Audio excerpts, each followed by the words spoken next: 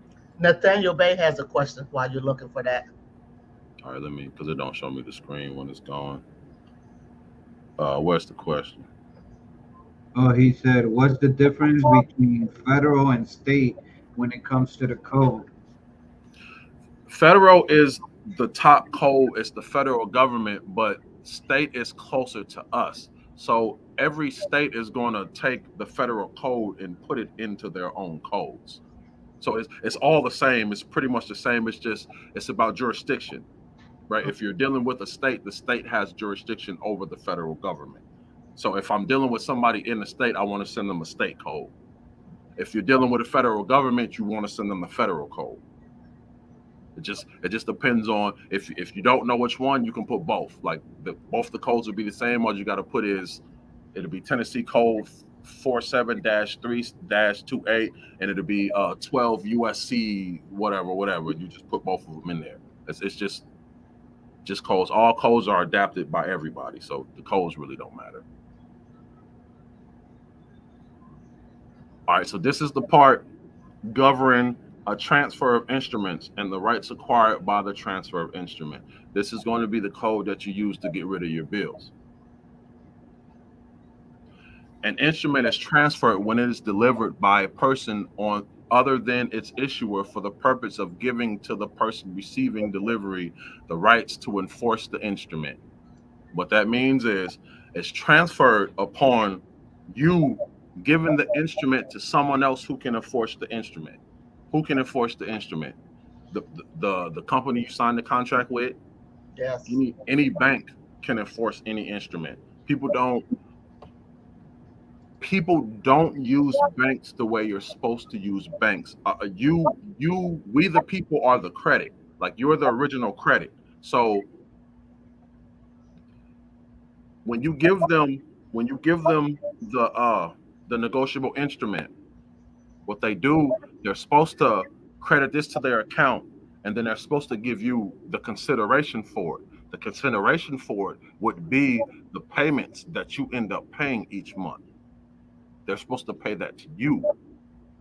But if you don't authorize them to release that consideration, you acquire the liability on that, and then you end up paying it each month because you go into dishonor, and then you have to make the note.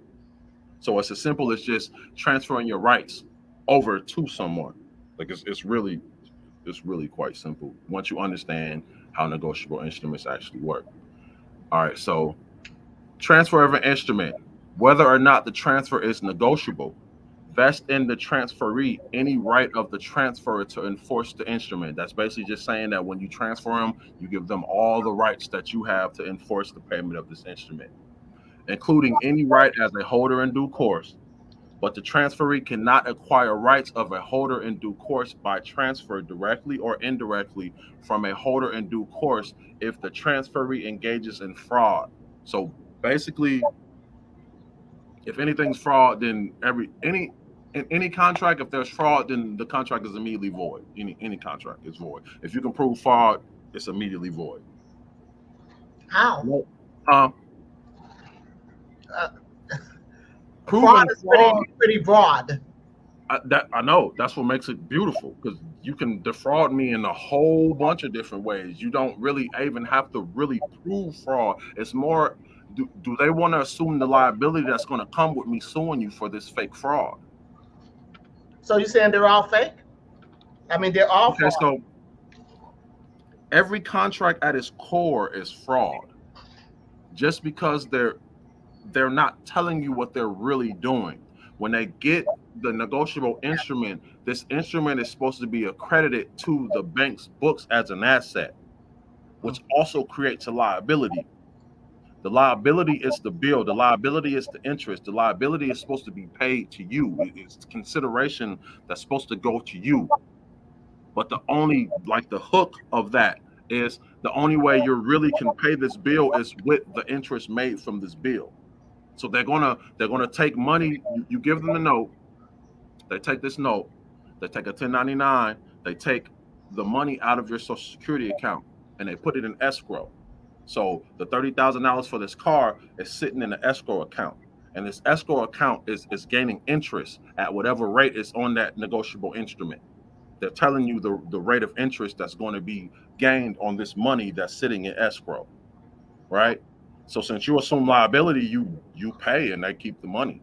They keep the money, and after 6 years, they assign it to the treasury, and it goes to the public debt. So if you tell them to release this interest, they'll start paying your bills with this interest. It'll start offsetting the debt for you. You actually have to tell them to do it. If you don't tell them to do it, then you're a debtor, you're incompetent, and you don't know what you're doing. So you assume liability. Contract is all about liability. It's all about obligations and liability. Everyone has an obligation. Everyone has a liability. You can transfer obligations. You can transfer liabilities. If you choose to hold a liability, then you pay. If you choose to transfer the liability, then you don't pay.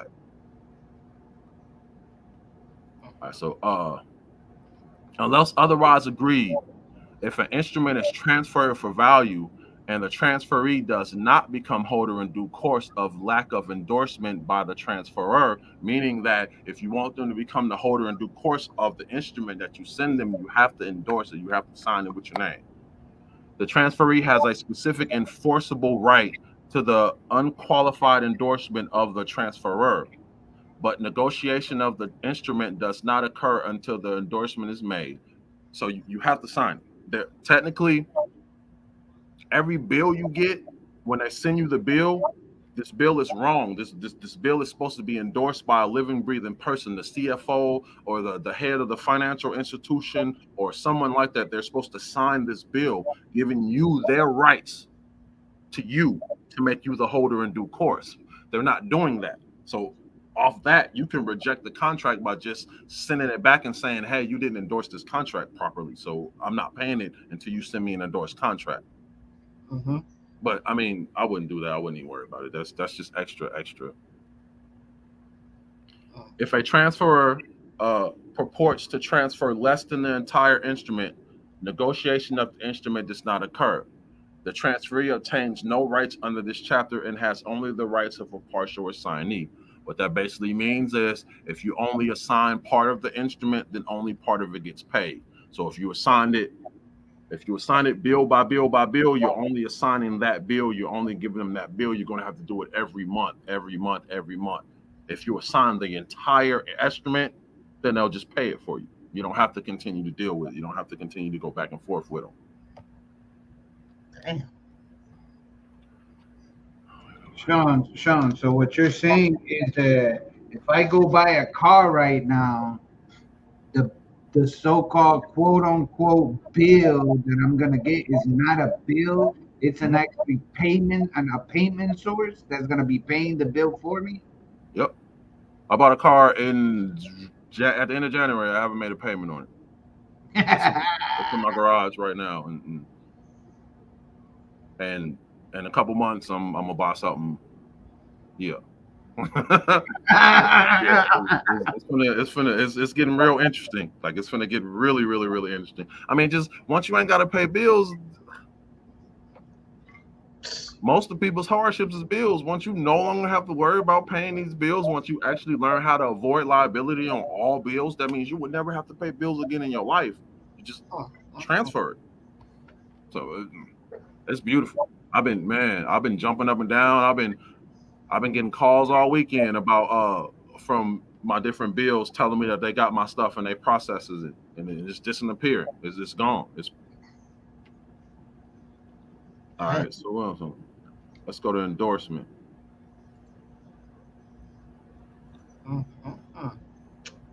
This talks about endorsement. Endorsement is just a signature, tells you who the endorser is, and it just basically tells you what your endorsement does to the instrument. This teaches you about like special endorsements in blank, and talks about giving your rights.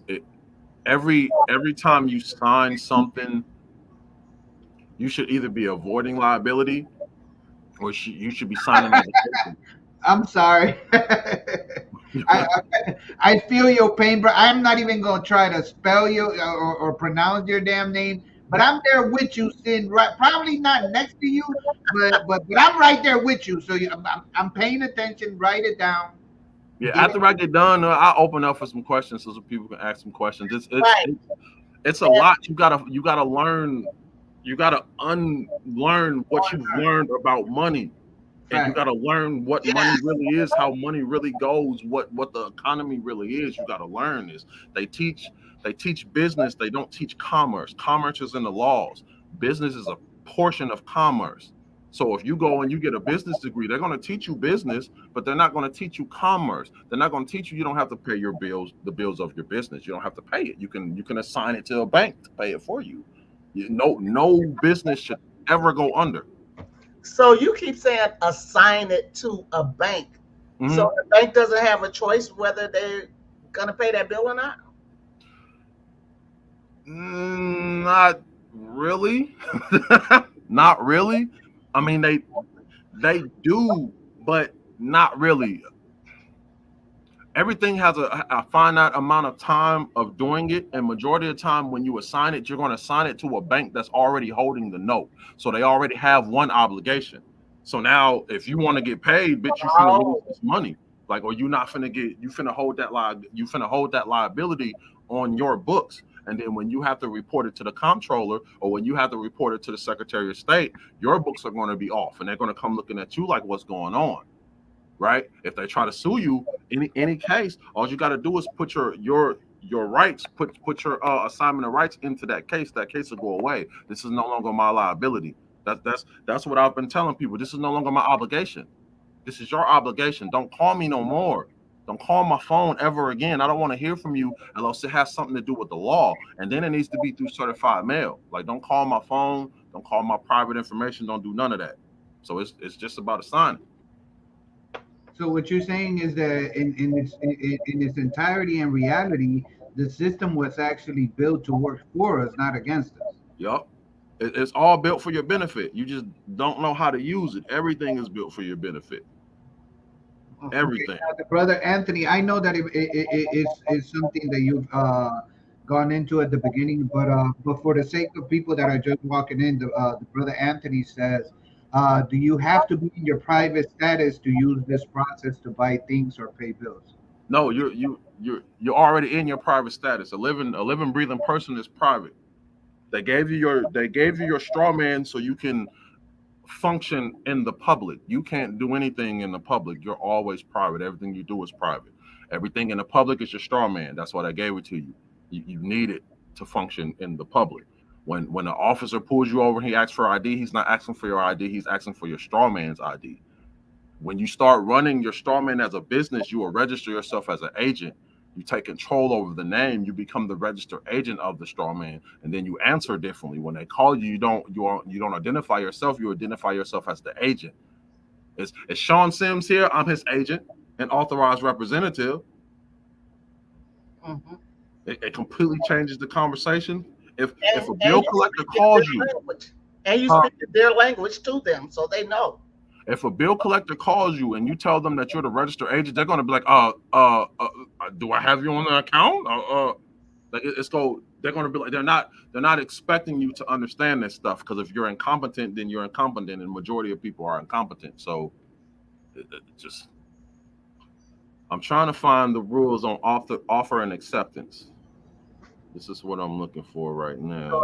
a living being cannot represent the persona. It could only represent the living entity that. You're, yeah, you're the credit. You're the credit behind it. You're the CEO. You're the force. They made it for your benefit. Right. The system works correctly. You work incorrectly.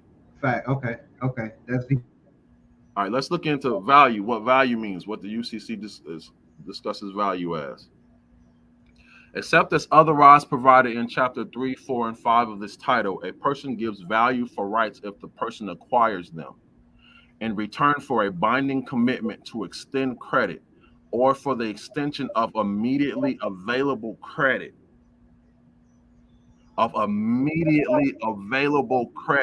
whether or not drawn upon, or whether or not a chargeback is performed in the event of difficulties in collecting. a security for, or in the total or partial satisfaction of a pre-existing claim by accepting delivery upon the pretext contract for purchase or in return for any consideration sufficient to the support of a simple contract.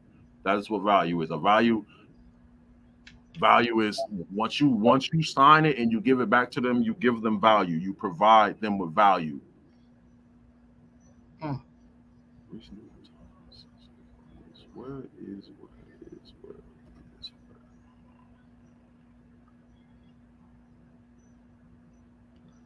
Woo! We only 45 minutes in and already, Shawn.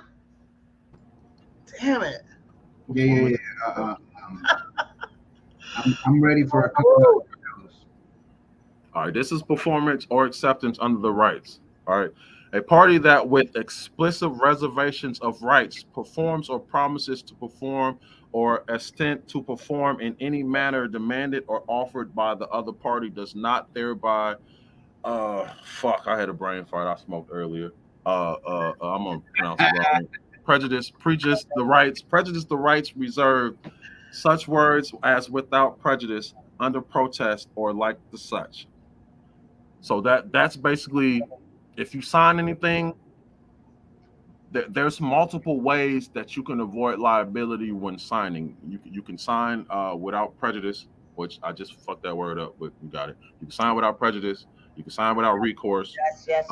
I wouldn't sign UCC 1308. I wouldn't sign that anymore. Like you need to actually write the words out, or you sign your name and you write agent, and then you write your all caps name below it, so they understand that you're working as agent for the all caps name. That's how I sign my stuff. I sign my name and then I write agent, and then yeah, you can write Okay. without prejudice. So And, this is my rent lease.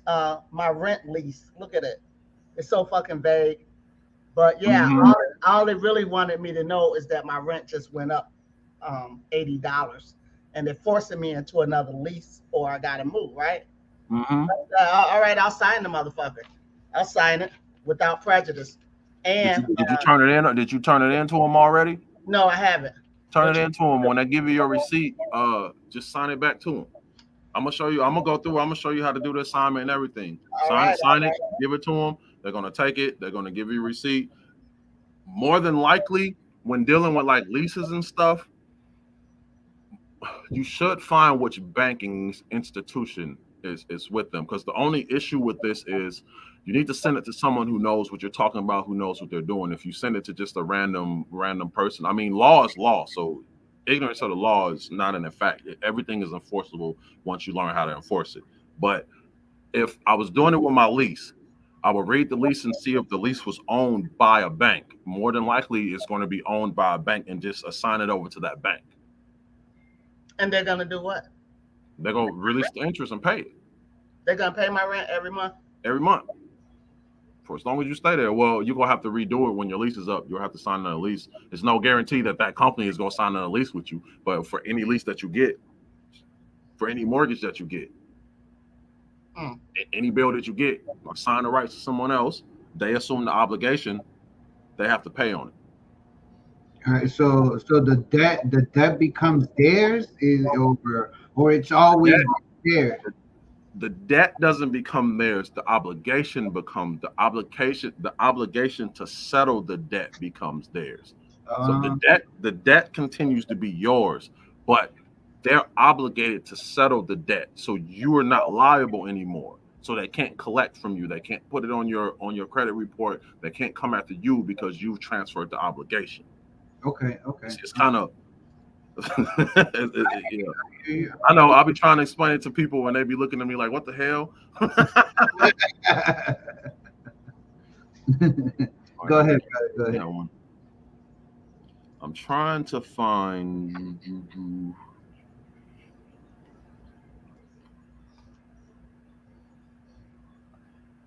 This talks about the evidence. This is basically tells you that a document and title is evidence that it's yours. This is just when I send it to you, it's evidence. Like you're the holder in due course. It's yours. I'm trying to find offer and acceptance, because offer and acceptance is very powerful. Just understanding Well, forget fine. I'll just explain it. Offer and acceptance in a nutshell. If I hand something to you, when you don't hand it back, you accept it. Mm, If I send something to you in the mail and you don't send it back, you accept it. mm. If I send you a contract in the mail and ask for a signature and you sign for that contract, you accept it. You accept everything in that contract. You accept any indebtedness. You accept any performance, any obligations on that contract. That's offering acceptance. So what I'm saying that for is so you understand that once you do this and you send it to them per the state codes that you can read and you can it's paid. You don't have to pay anymore. They can't. They're I had 3 companies continue to try to get money from me after they received my paperwork, and I just answered and told them that this isn't my obligation. Don't call me no more, or I'm gonna start suing you. And they was like, "Hey, we have a letter here from you." Yeah, I know you got a letter from me because I got the receipt right here saying that you got the letter from me. And then I didn't hear nothing else from them. After that point, notate my account. Don't call me. I take all my consent to all communications other than mail. You have to send me something. Don't call my phone. Don't do none of that. And once I called them and straightened it out, it was straight. Goes away. It's really quite So, simple. so either they know what's happening, or They know what's happening. what was scared them. No, say to the layman who don't really be knowing shit. They're just in there doing the job, as usual every day. They don't really know anything. Hmm. That's the person who you You scared. don't want to talk to him. You don't Okay. want to talk to him. All right. So you want to go Yeah, above you the don't head. want to send All shit to right. him. You don't Okay. want to sit there and argue. You don't want to. The law is the law, and you have to follow it regardless to if you know you got to follow it or not. I don't. I'm. That's a waste of your time and your energy. Send it straight to the CFO. Damn. He's gonna know. Send it straight to the CFO. If he doesn't know, he's gonna find out because he's gonna take it to his law firm, and they're gonna find out. So you send it to the shakers and movers. If you go into a bank and you try to do this with a bank, don't walk up to the teller. They're not gonna know. They're gonna look at you like you're crazy. They might call the cops on you. You need to talk to the person over the bank. You need to talk to the main person who has to follow GAAP regulations, who has to follow the Fair Lending Act. This person knows these. He has to follow these. He knows what these laws are. So he knows he might act stupid, right? If you don't know, he doesn't have to tell you. He doesn't have to let you know that he knows. But if you know what you're talking about, he has to follow the law. So if you send this to somebody and they send it back and say, "Hey, this is unlawful," regardless to if you believe it or not, it's the law, bro. This is not unlawful, and you're not a lawyer. You cannot make a legal determination. So the next thing you finna get is an affidavit with a fee schedule saying that if you don't release this, then I'm finna attack you with this $1 million or this $2 million or this 3 million. I'm finna hit city with it's like three something. I'm finna hit them with like if they got to the 24th to pay off my credit card, and if they don't pay that credit card, I'm finna hit them with a $3 million loan lien. So what you're Technically, saying, once you do this to your credit card, you should be able to swipe your credit card and they should pay it at the end of the month. You should be able to swipe it and they should pay it at the end of the month. You'll be able to live completely off your credit cards. You won't have to work, you won't have to do anything. If you have credit cards big enough that you can pay all your bills off credit card, you can literally live completely off your credit cards and send it in. Mm. so all these CFOs and all these big honchos, they're literally living with a whole bunch of skeletons in the closet and shit. They're keeping shit from the other people because, like you said, anybody else gonna think you crazy and they gonna call the Mhm. police on you. Yeah. And I mean, this is what they do. If you have a contract with someone and you don't pay it, they assign that contract to someone to collect it, and then they start collecting on you. Mm. You're doing the same thing they're doing. That's Except crazy. you're not assigning it for collection. You're assigning it for payment. I'm going to assign this to this person for this person to be able to collect or payment. All right. So what else was I getting ready to do? I wanted to go on to that, but we're Bankers probably been getting over like a fat rat. not really because when you think about it, they don't get to keep the money. Like they have to send the money to the treasury, and the treasury keeps it. The treasury uses that money and the interest gained by the national debt, and they use that to pay shit and take care of shit and all that. So the banks don't really get to keep it. Mm. The state does, and then the state sends it to the federal, and then the Federal Reserve, which is a private company, they keep it. Bank collections. Let's talk about. Let's look into that for a minute, so y'all can see just some of the sauce that's in here, talking about banks and what accounts really are, and I want to go back to definition. And speaking of sauce, Look, if y'all want Shawn to keep coming back and giving you his enlightenment, then hit his card. It's the $ paid with sauce. Truly, paid with sauce. thank you. You want to see him again next Friday or the Friday after that or next month? Because he's already agreed to do like a 3 to 5 part series with us. Mm-hmm. So come on, open up your checkbook, write it off, or give them that money like your ass is in church. Pay them tithes. I mean, once you get done with this, you'll have free money. So you Right. shouldn't be tripping anymore. Exactly. But account, this is the definition of account.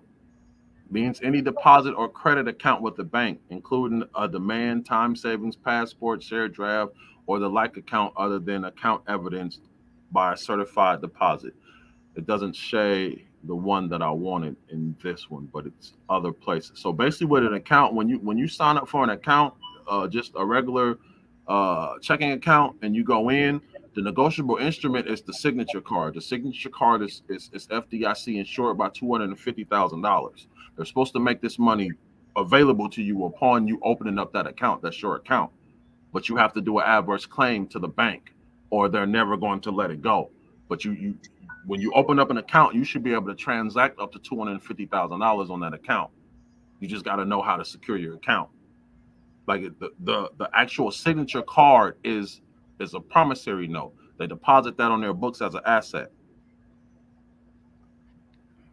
Where is offer and acceptance? I'm trying to find offer and acceptance so y'all can really get a grasp of what offer and acceptance is. I believe it's in sales.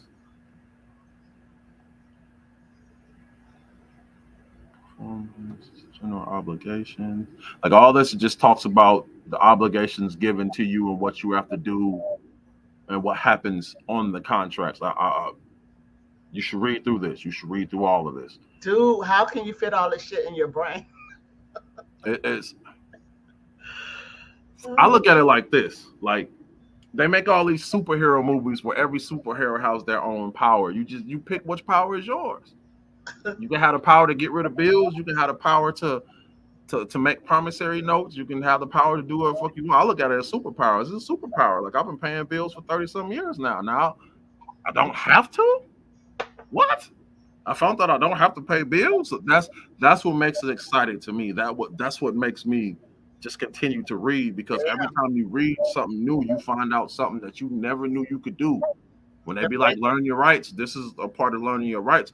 The classes you take aren't going to teach you the laws. They're going to teach you, like my mom is an accountant. She's been doing accounting for a long time. They taught her the laws that involve her job, but they didn't teach her the outside laws. Right. So now the stuff I'm trying to teach her, she's looking at me like, no, that's impossible. It's right here, Mom. Like, this is not me making it up. You can search, you can Google it on your phone right now and read it for yourself. It's just about if you understand it or not. All right, so talking about the assignment. This is a copy of my assignment this is for city. This is my assignment that I wrote out for city. Assignment of rights. Notice the agent is notice the principal. Notice the principal is notice the agent. Dear Mason Mark, I have received and are in possession of the document entitled showing my principal as the holder in due course. I accept this document for value and return it to you, endorsed for the offset of the debt. I hereby assign all of my rights and interests in the original negotiable instrument and authorize you to release any and all funds held in escrow for the offset of the debt. Bigger, brother? My apologies. I didn't mean to cut you off. Can we make that a little bigger? Control plus. Yep. Okay, assignment of rights. Perfect. I mean, it's on the video. You can just go back and Notice to agent is notice to principal. That means letting one person know they all know. And then after you write that, I put the Tennessee code down, and then I put the federal code down. If you look up this code, this code basically tells you that if you make a debt of $1, they are obligated to pay it for you. Mm. Anything over $1, they are obligated to pay it for you. Matter of fact, I'll pull it up so you can read it. So people can read it. Universal Empress asks if you are available to be contacted through TikTok. I'm assuming she found you on TikTok already. Yeah, just DM me. I'm gonna be setting up like some courses and some more stuff. It's just right now all my time goes into like reading and studying, and so it's woof, it's a lot of information. But yeah, Let's make that clear to the family. You know, this is not a miracle cure. This is not a magical pill. You know, if you're not gonna read family, you ain't gonna figure nothing out.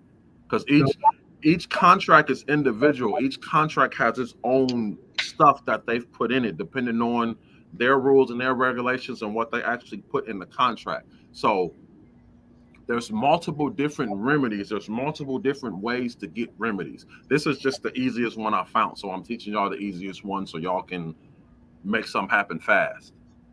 Mhm. All right, but this is why I said, Tez, when you search, just look for the Cornell. Instead of buying the Universal Commercial Code, Cornell Law Center has everything on it. I just use it there. I bought the book. The book was like $300, and I was like, no, I can get it for free. oh, I like that website you just went to. That one has everything on it, you said? Yeah, Cornell has everything. Um, I think the state laws, well, our state laws are owned by LexisNexis, which is weird. I didn't think.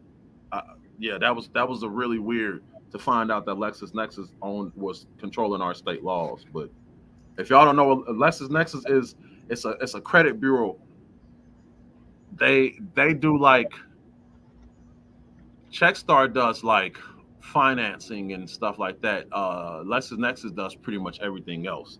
The credit bureaus go to LexisNexis to get your information. If you ask them to validate a debt, they're going to go to LexisNexis. LexisNexis is going to validate the debt and send them the information, and then they're going to do what they're going to do. But Wow. I mean, credit is easy. Credit is easy. The credit bureaus they're privately owned bureaus. Like everything is done by consent. You can remove your consent for them to even house your private information, but then you won't have a credit score. So I wouldn't advise doing that. But okay, treatment of credit balances and account termination.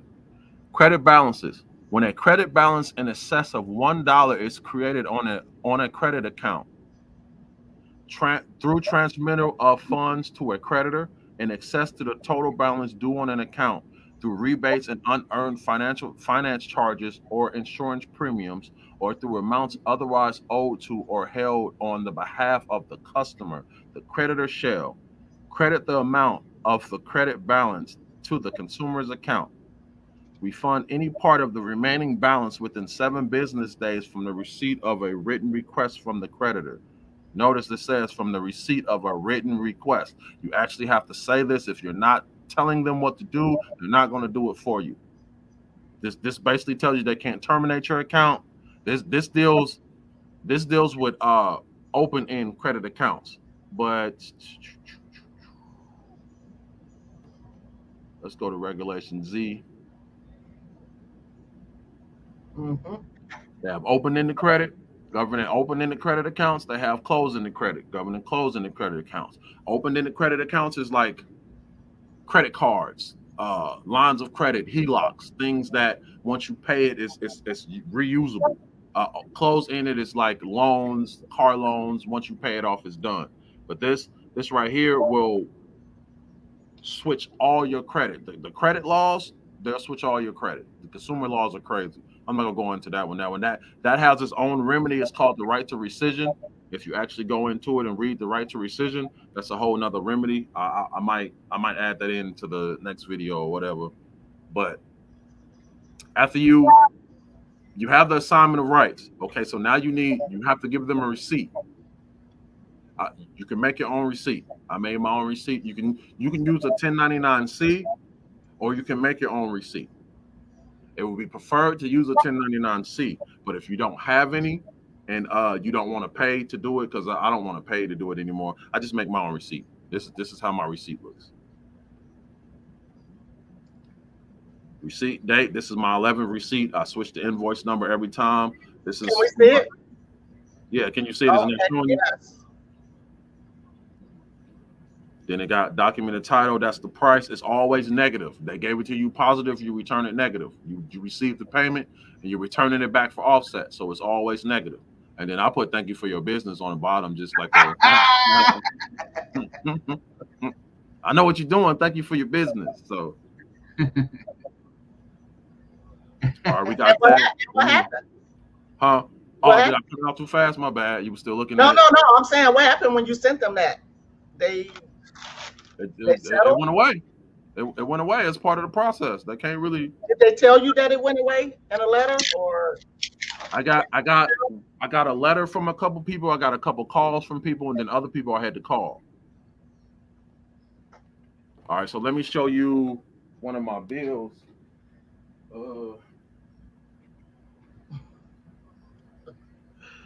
Incredible.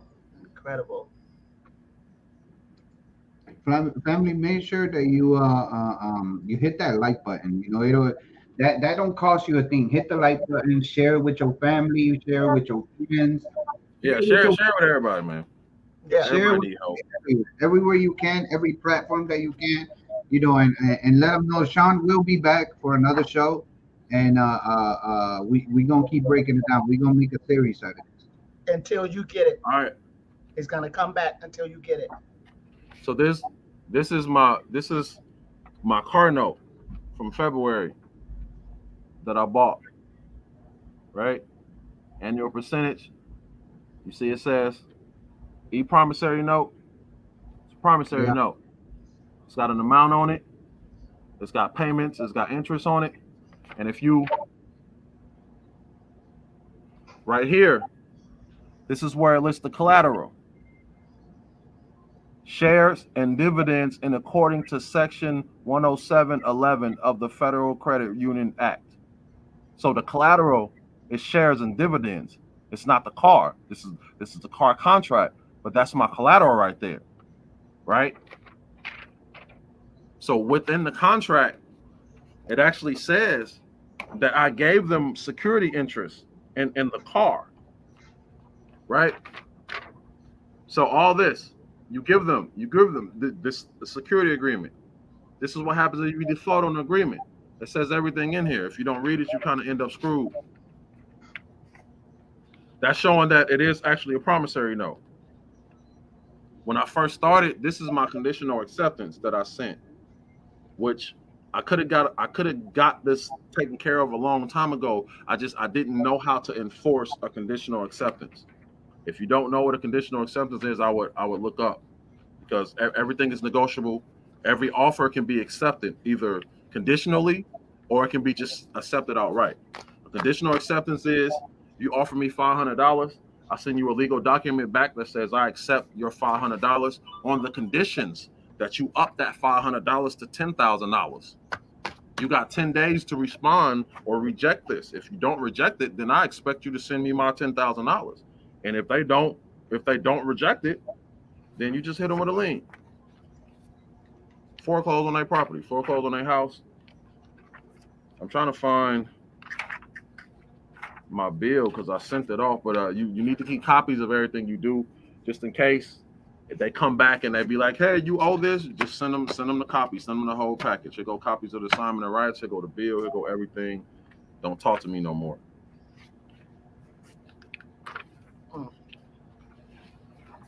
My bad. My apologies to the family. I got the wrong fucking thing right here. This is talking about going into a college. Hold on. I don't know what I wanted. Here go. Send everything certified mail return receipt, so they have to sign. You'll get this green card back. They cannot say that they didn't get it. They sign. You sign for it. You sign for it. I got it. You can't say you didn't get it. I didn't have my bill in that one. I'm gonna have to find one with the bill so I can show it to you.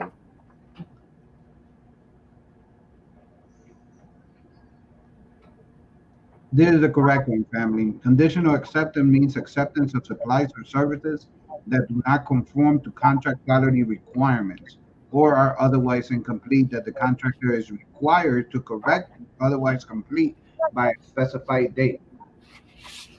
Yep, it's in the UCC. It's just basically a way when you understand what mail is, what offer and acceptance is. Anything you receive in the mail is an offer. It's an offer to you, and you can either ignore it or you can accept it conditionally. And once you send it through the mail, it's called the mailbox law.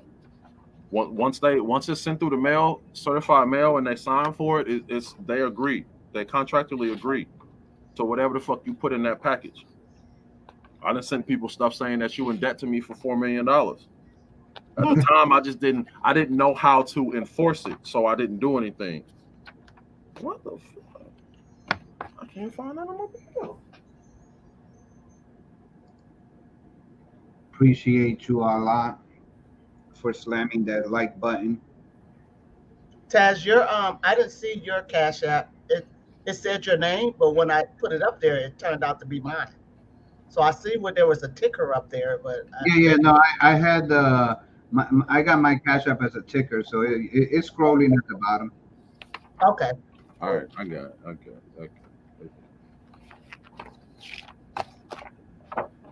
All right, this is for one of my credit cards. This is First Savings credit card. My assignment of rights, of course, I sent them. This is first assignment of rights with the laws. This is the bill. I'm gonna give you a close up of the bill in a second, and then this is the receipt, which I already showed you the receipt. This is the bill. You notice when you get a bill, you have the top part, and then it has a dividing line right here, and then you have this bottom part. This bottom part is a coupon. The top part is the document of title. The top part is a negotiable instrument, and it's going to work the same as a check. So what you want to do is you want to make the check payable to someone. This one is hard to see, but right here it says pay to the order of First Savings Bank for offset. And then I have a stamp. I got a stamp, so I stamp it. It's got my UCC contract number. It's got the date. It's got the value. It's got my signature. It's got everything. So I use the stamp. But you just draw a line, sign it, make sure that you sign it for your agency. So it's kind of hard to see, but mine is signed Shawn Sims, and then it says agent, and then it has my all caps name underneath it. So there is a reason to why that bottom part is got the little tear dotted line or whatever. Yeah, it's the coupon. It's what they need to release the funds. Holy shit! So on the coupon, you will fill the coupon out in negative. So this bill is $858.50. I filled it out for a negative $858.50. And as you notice, on each of the payments on this bill, like it's always positive. Like you don't see no negatives. Like whenever they see you a bill, it's always positive. Like the bills is always positive. Send that to them. Send it certified. The fact that you write it back in negative is actually what discharges the. Yeah. Yep. So you have 7 days from the time you receive a bill to do this. 7 days. Right, which all that's in the UCC too. On why you want to go paper instead of paper. I go paper as soon as I get it. I got a template up. So as soon as I get a bill, I print out my stuff and I send it out the next day. Watch your bills disappear.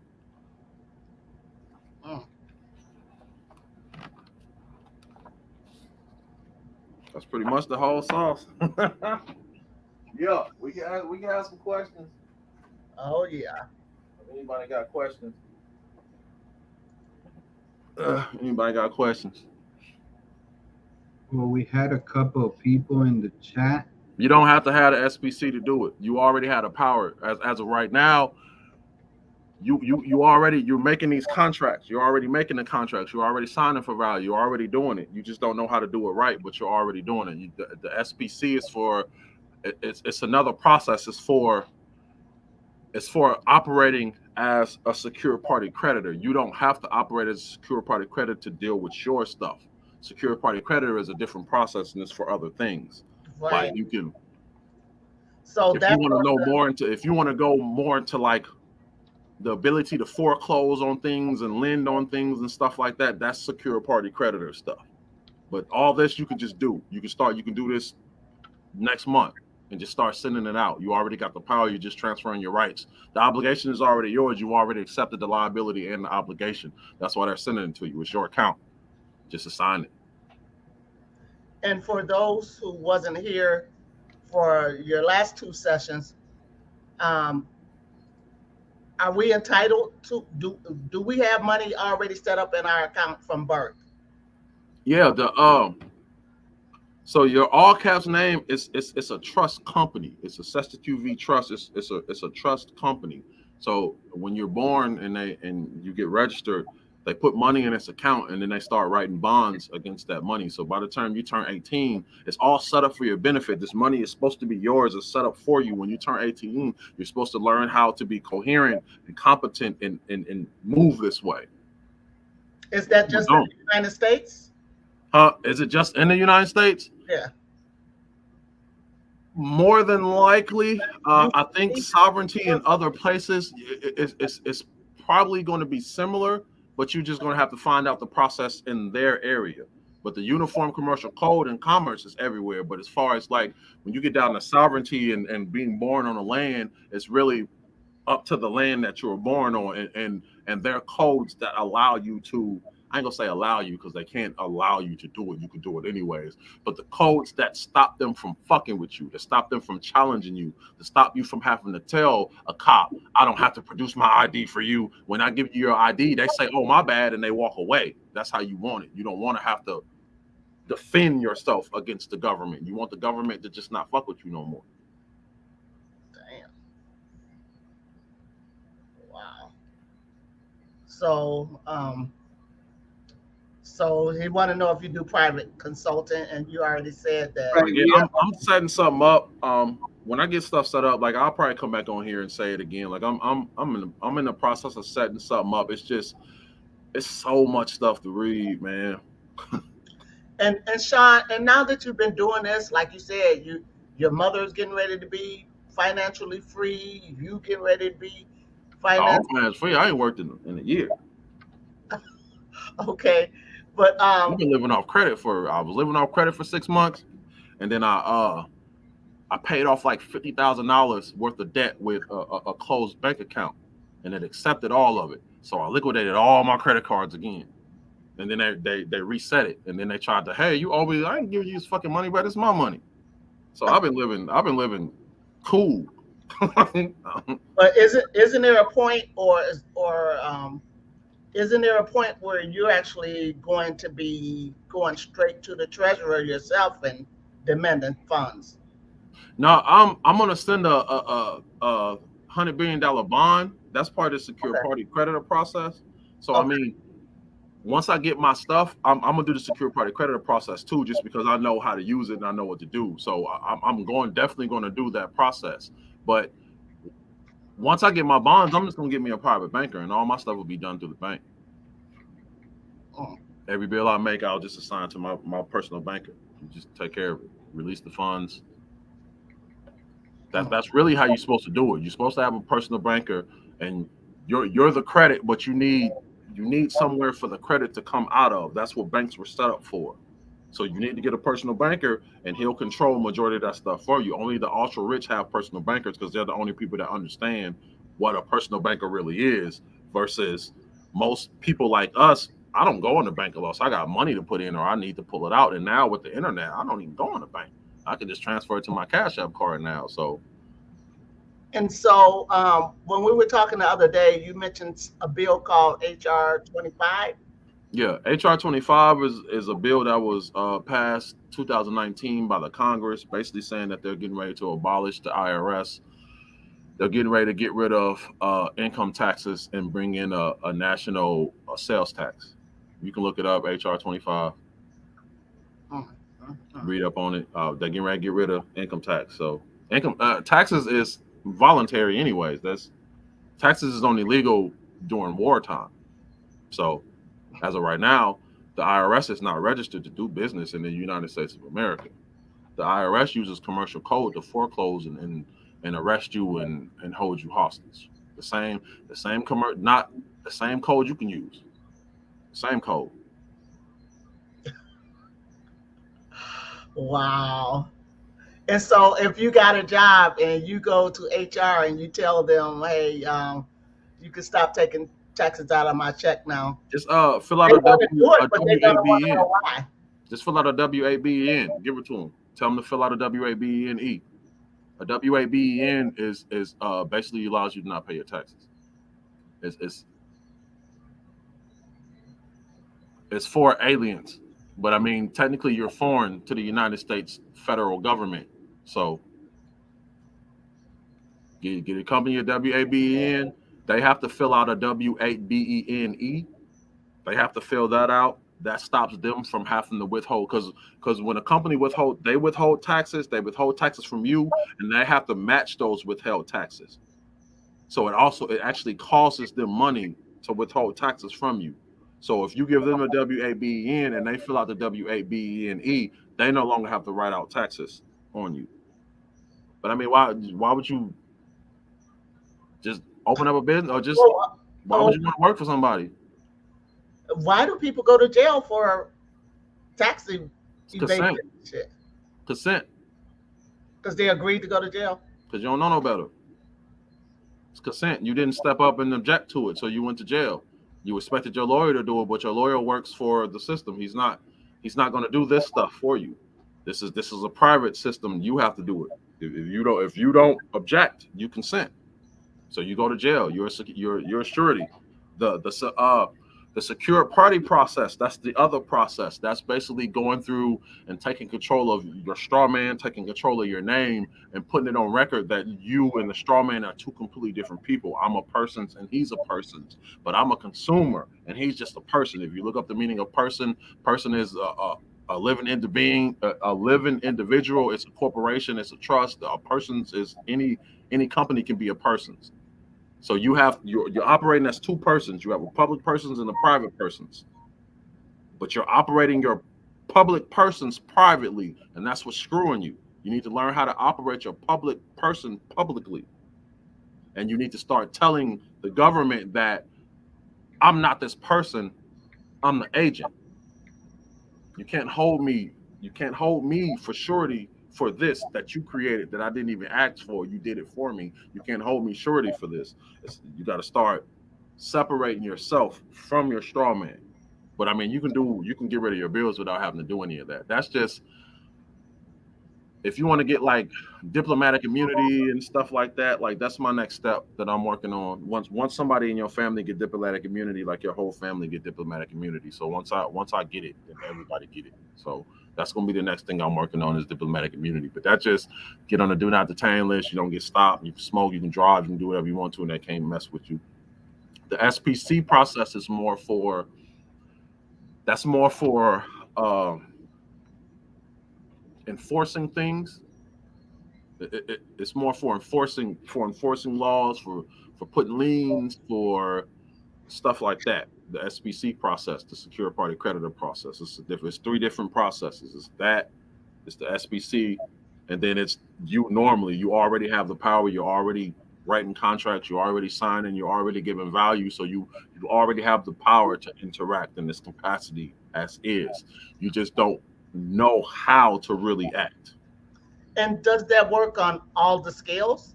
Let's say you got a mortgage, your biggest bill ever. Yeah, I just got rid of my mom's mortgage this month. Got rid of. Yeah, Do you have a process? just the same process I just showed you. The process I just showed you works with every negotiable instrument. Every financial transaction it started with a negotiable instrument. Every time you sign something with your name, you're creating value. This process works with any value created. Does she have affirmation that that mortgage is gone?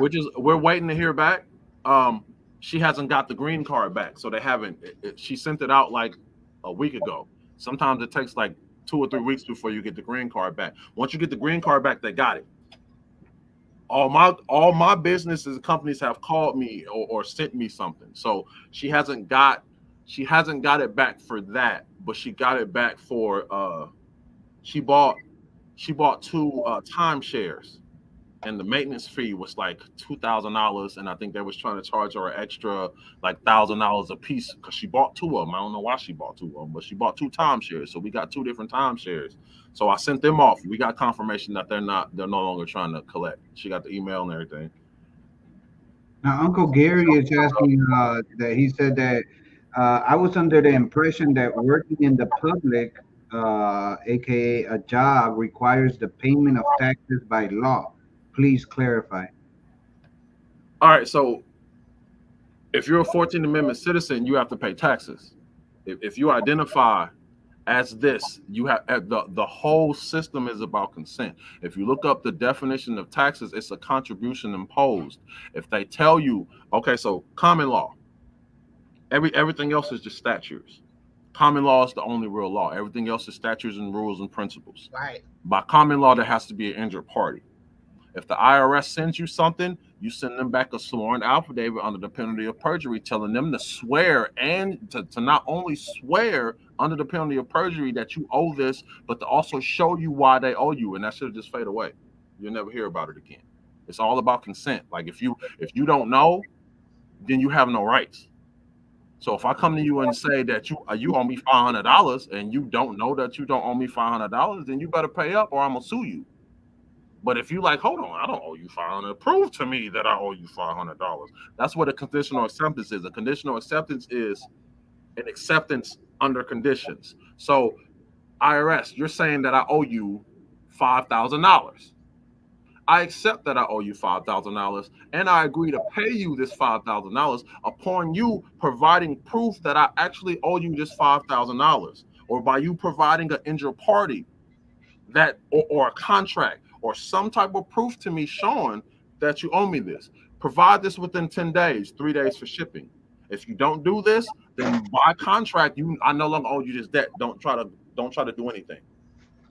Like they're not going to respond correctly.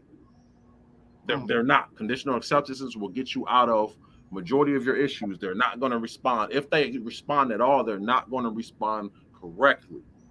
So within that 13 days period after that, that conditional acceptance is a contract. They've now contractually agreed to what you put in that conditional acceptance, and they're bound to perform by it. You can enforce it. Right. Allah 13, the Divine Dark Lord asks, how do you enforce your conditional acceptance? If you already went over that earlier, I can check the replay.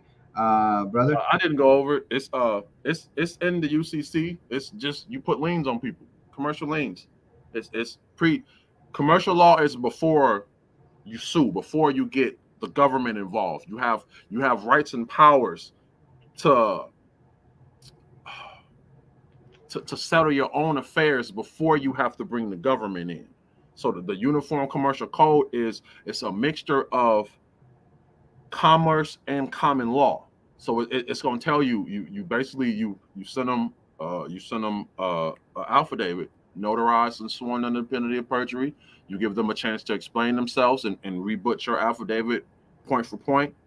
They're not going to do it because in order for them to do it, a person would have to assume liability for a company, and they're not going to do it. I wouldn't assume liability for a company I work for. So once you do that, you get that back. If they don't do it, put it in there that you're going to put a lien on them. You can type up any violations that they did to you in a price or an amount or whatever. Send it to them. When they don't perform, they're contractually bound by this affidavit. This affidavit now becomes law. Go on your Secretary of State site, fill out a UCC on them, fill out a commercial lien on them, get the commercial lien, Take the commercial lien and the affidavit, take it down to your Secretary of State or your not the Secretary of State. Take it down to your Register of Deed. You take it down to the Register of your county, which is the Register of Deed, and you get it registered on the public record. Within 30 days, within it's 3 months, that becomes an accounts receivable, and you can take it to the sheriff, and they'll actually put out a warrant, and they'll go foreclose for you. So you start learning how to send the government after the government, like, right? Because law enforcement works a certain way. Sheriffs are on the outskirts. The metro police is only like metro areas. Sheriffs are over metro police. I think state troopers are under sheriffs. So it's all about jurisdiction on the way up. You can send a cop to arrest another cop. You can send the government agency to do your thing for a guy. You can send the IRS after somebody. The IRS has a whistleblowing form and it has a snitch form. I can't remember it exactly, but you can snitch on somebody and get them audited. Wow. I threatened a couple companies. I'll send the IRS after you. Like, all they got to do is file this file. They go look into it. You're gonna get audited. There's two pretty similar questions. The brother Gadget Guyo game. If I hope I didn't slaughter his name. He said, "Where do I begin reading so I can obtain this knowledge?" As well as Jasmine, she asked, "What books do you suggest we look into?" And is it is I good for would I new wouldn't and read any books. I would start reading the codes. Books books tend books have an agenda. So a book is about something, right? The code is the code. A book is about something. If this book is about one thing, everything in it is going to be about this. So you miss all this over here. I would start by reading the uniform commercial code. That's where I would start. That's going to teach you actually how to do commerce. Everything that I went over. If you go back and look at the video, you'll see the places that I went in. Start by reading that. The uniform code will teach you how to operate in commerce and teach you what you can and can't do. all right. And it does apply for new and old debt, correct? You said what? She asked that she said that it does apply for new and old debt, correct? Yeah, I mean, if a debt is old and it's already wrote off, I wouldn't even bother it. Like if it's on your credit report, I would go more after the credit bureaus than the old debt. Like old debt is it's a waste of time to try to get rid of. Debt you can't pay off debt. It's all offset. It's all numbers. It's a book ledger. There's a positive side and a negative side. It's all offset. It's only numbers. So any old debt, I wouldn't even worry about it.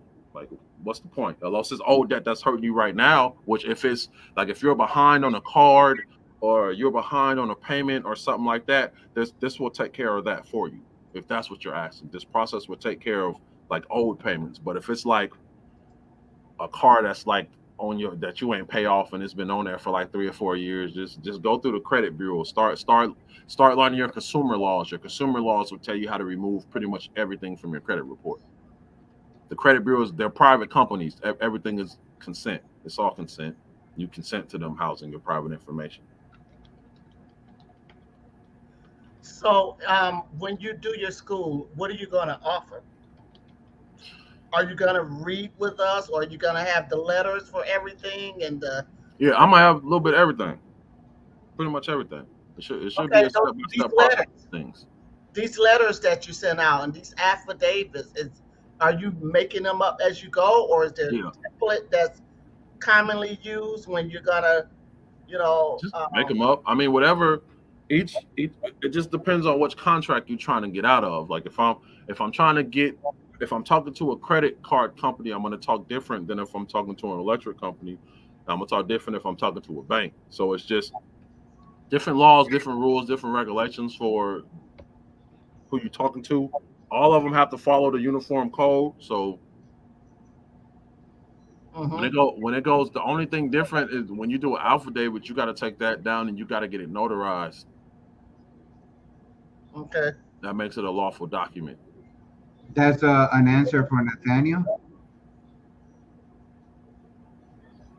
Nathaniel says there are different steps if it's in your credit report already. It just It depends on what is on your credit report. Like it really is. Is it a car? Is it a credit card? Is it how old is it? It really just depends on what it is. But if you start looking into the CFR will teach you how to spick and span your credit. And what is the CFR? The shit I pulled up earlier, I can't even remember. It's the federal rules of regulations or federal rules or codes or whatever. Okay. The CFR Code of Federal Regulations. Code of federal regulations. That's gonna have all your consumer rights in it. It'll have the debt collecting practices and how they violate it. Because majority getting out of a contract is simple. It's really just everyone violates the law. Everyone has screwed up at some point in time, and it's really just getting them out of that. There's certain notices that each company is supposed to give you as when they lend you stuff, and majority of them don't. So just saying, hey, you didn't give me this right here, can get you out of a contract. All right, so I'll tell you about this one since I said I'll probably go over it last, but we'll go over it right here. Yeah, Nathaniel said that it's an old car from 3 years ago.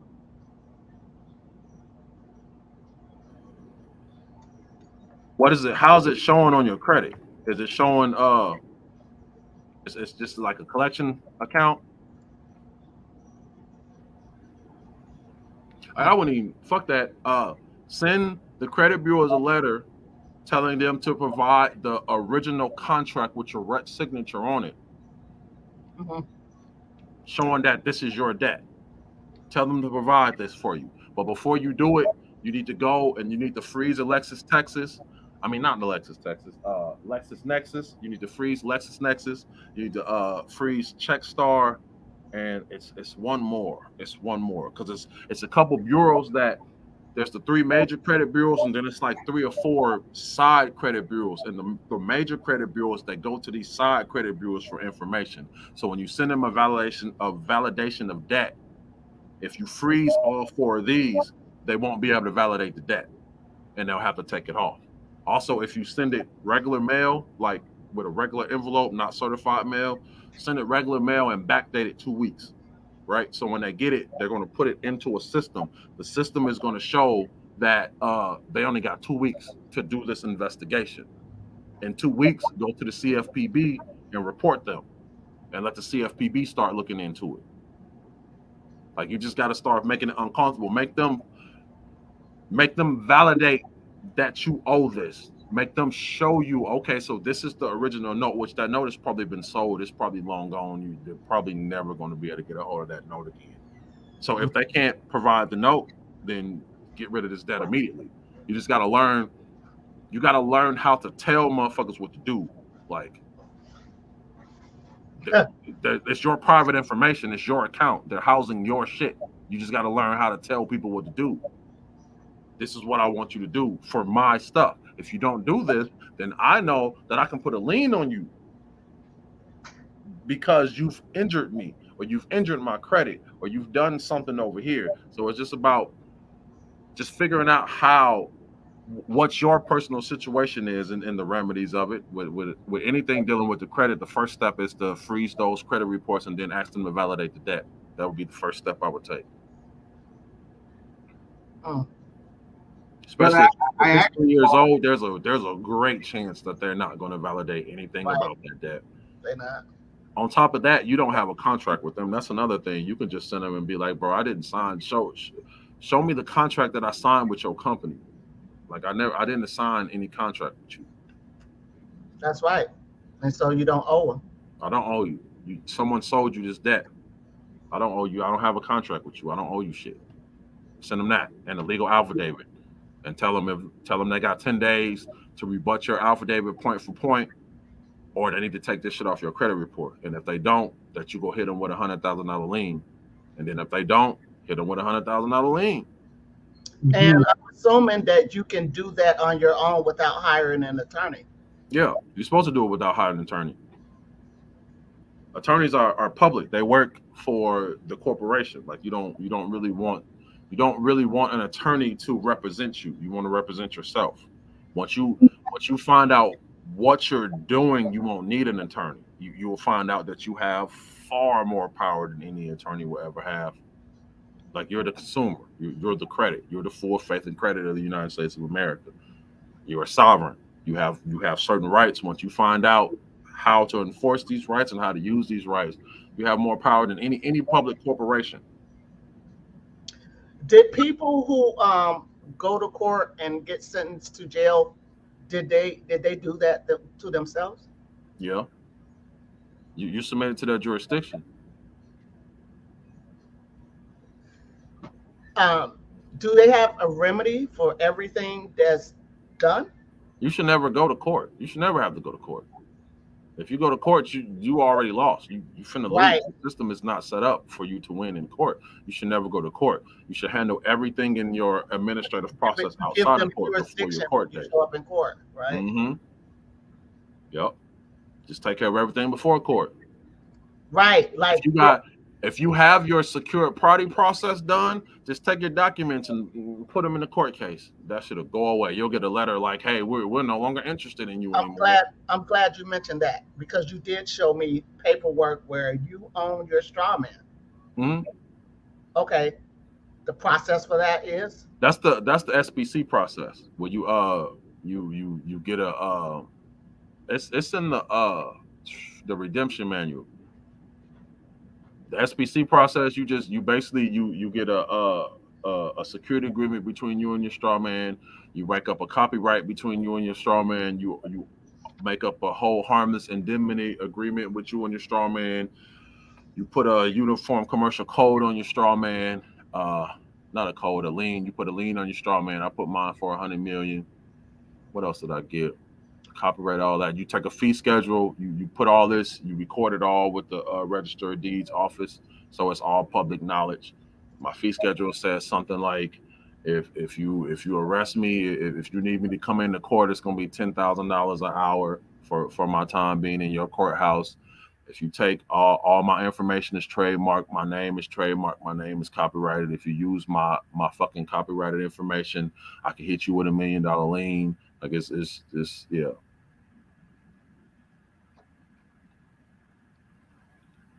You gotta read the Registration Act. The Registration Act will teach you about registering documents and what documents need to be registered and what documents don't need to be registered. Also read the Transfer of Property Act. Transfer of Property will teach you exactly how you're supposed to transfer your property.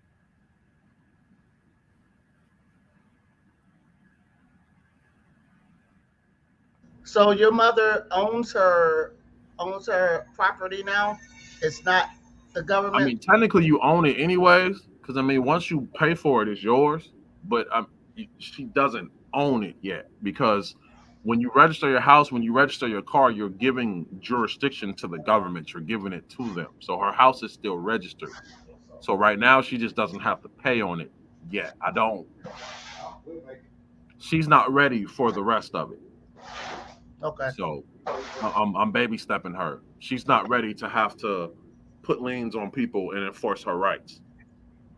So I'm probably gonna end up making her sign a power of attorney and just give me power of attorney over her, so I can do everything for her eventually. But right now, she's just taking baby steps. So she'll get there eventually, hopefully.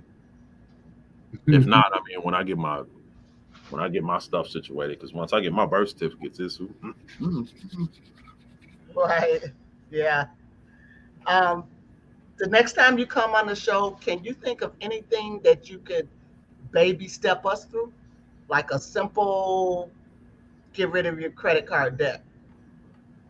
really, all if you do this will get rid of all your debt. Do it with every credit card you have. Do it with every piece of debt you have. It'll get rid of all of it. But for the people who are not friendly to procedures. Hmm. I mean, if you can't do procedures, you're not gonna be able to do the process. Okay, I mean the Process is procedures. It's all paperwork. like a step by step. Like here's the letter that you're gonna send to so and so. You're gonna get this back. When you do that, um, attach this, do that, and boom, voila. I mean, that's just what I did. You get the assignment of rights. When you get the bill, you write pay to the order across the bill. You sign it, endorse it, you write it negative, you print out a receipt, and you send it to their CFO. After you do that, you don't have to do anything else. They'll contact you. You'll get a letter, you'll get a phone call, you'll get something. If you haven't heard something from them in 2 weeks, then just call them and be like, hey, I sent you this document. And they'll be like, oh yeah, we got it. We're going to apply it to it. Like it's literally step by step. If the people overthink and make stuff more complicated, it's really that simple. Just send it to them. It's just send it to them. Every bill, phone bill, NES, water bill, send it to them. And all of this is contingent upon having that bill. Not really. When you sign any, you having an account shows that you signed a negotiable instrument to open that account. Except for NES. NES, you don't have an agreement with NES. So it's a little bit easier with NES because you didn't sign anything. And by law, I think it's anything over $25, you have to have a written contract for it. So NES, you could just write them and say, hey, I'm aware that we don't really have a contract. And by law, I would search the law and Google the law, figure out the law. I would have to find out which law it was. I read it like a month or two ago. But give them the law and be like, this law basically states that this is what has to happen. And then ignorance of the law isn't an excuse. They have to follow the law. They have to follow the law. Once you give them a assignment of rights, once you give them your rescission notice, once you give them some of these things, they have to follow it. Like you just send it and then you kick back and wait.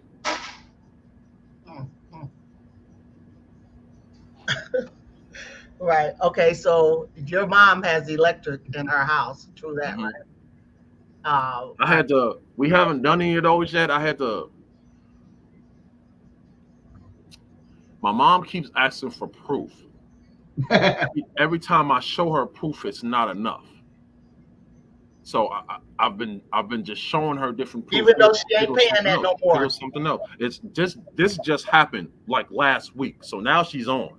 Like once that creditor wrote her back and told her that they're not trying to collect on her anymore, she was like, okay. So now she's more on board. But it's been months of me trying to get my mom to understand that all this is possible. I literally had to be like, you don't have to pay anything. Like she started laughing. I'm like, I shouldn't have to yell at you to get you to stop paying bills that you don't have to pay. You don't have to pay these bills. Why are you fighting so hard to give your money away? Like she got it after I did that. Like why? What is the connection? That I understand you have 60 something years of paying bills on this earth, but if you come and tell me that you don't have to pay it, and then you show me how not to pay it, I'm with it. I'm gonna try it. I'm doing it. But I mean, she's trying to get into real estate too, so she was scared about her credit.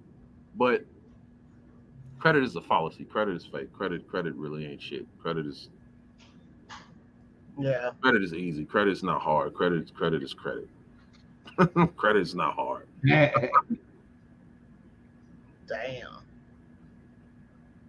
Yeah, I will have to give you mad compliments, brother, because the subject is very mind-boggling. It's information, in defense of mom. I think I would have been on the same shoes. Like, wait, hold on a minute. All right, so to start my journey, and this is why I was on my mom's back.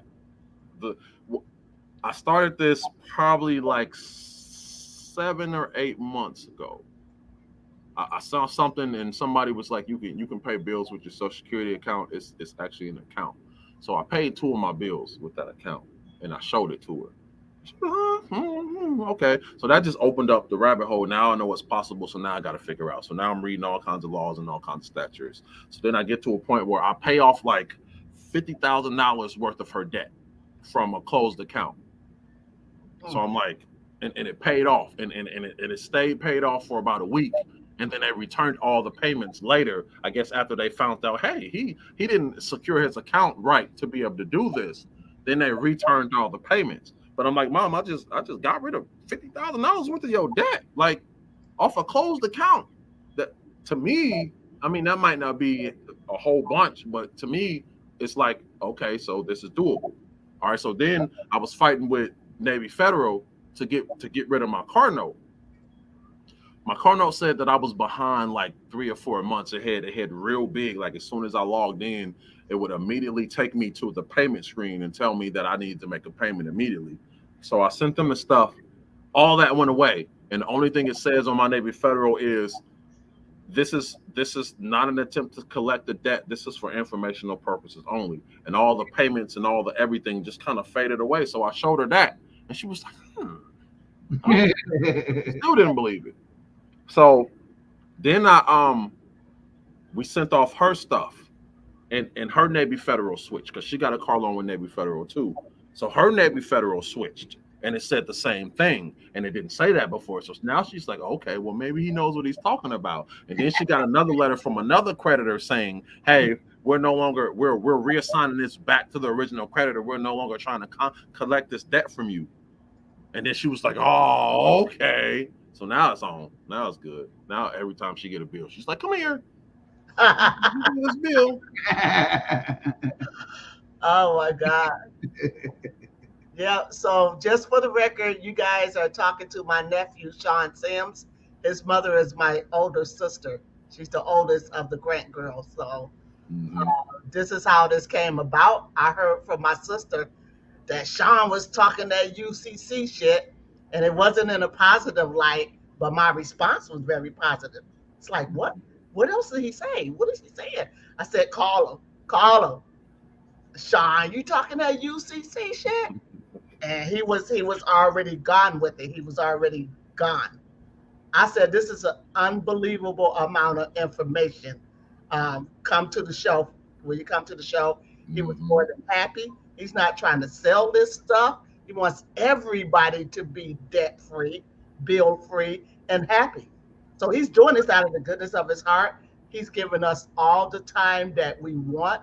We said come back and do 3, 5 more shows until people get more familiar and can go on and discharge their own debt. He totally agreed. This is out of the goodness of his heart. It really is. And I'm glad he's my We nephew. appreciate you so much for that, brother. No problem. Joe Ballard said, you gonna make mom a believer. Oh, yeah, Yeah, she there now. She there. yeah. Once that She more there. It's information come in, when I be talking to people, it feels good to talk to people that kind of, I mean, not understand everything, but kind of understand some. Because a lot of people I told you just kind of look at me like I'm crazy. Like, what are you talking right, right. about? If only you knew. If you took the time to look into what I'm talking about, it'll change your life. Mhm. It just be like I got a homeboy that he just won't. Mhm. I told him, bro, let me get rid of all your bills. I'll come over there tomorrow and show you how to do it. And he was like, no, I don't want to do it. What? You said no, you don't want to do it. Like, all right, well, keep paying Oh my goodness. Keep paying. Keep it up. Shit. When he see this car, Right, he right. feels like, what? Yeah, I told you. I told you 3 months ago how to take For care of that it. grind. But yeah, I'm in full process. I'm waiting to get my bonds back or my what the fuck? I keep slipping. My birth certificates back. I sent one in to get authenticated. I'm waiting for that to come back. And then I ordered like 4 more. It's been like 6 months I've been waiting on them. They said it should be here by the end of this month, hopefully, but they said it should be here by the end of last month. It wasn't. So they're saying by the end of this month. Once I get that, that's when you get to a point that make your own money, write your own bonds. Like you can write letters of credit, you can write promissory notes, you can write bonds, you can write bills of exchange, you can do all that. It says it all in the Uniform Commercial Code. You just got to learn how to do it. Money becomes irrelevant. I'm at the point where money is irrelevant, right? I don't have to work. So is our government derelict of duty? Should they tell us these things? They put in the code the way it's set up. All right, so the reason why the United States became the United States and it came so big is because the laws that we were able to enact due to the fact that we're not really American. Technically, we're still British. Like, we never won our independence. We signed the treaty that gave us our independence. So, because of that, they can put the United States on the maritime law, which is the law of the sea, because technically we're not American citizens. Technically, we're British citizens. So, you start stacking different laws on top of each other, and then you get the United States, the land of the free, the American dream. And it really is an American dream. Just most people don't know how to attain it.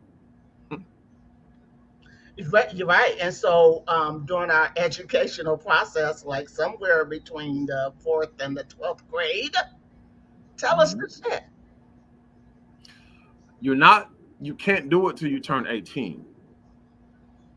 Okay, so prepare us in 12th grade. Yeah.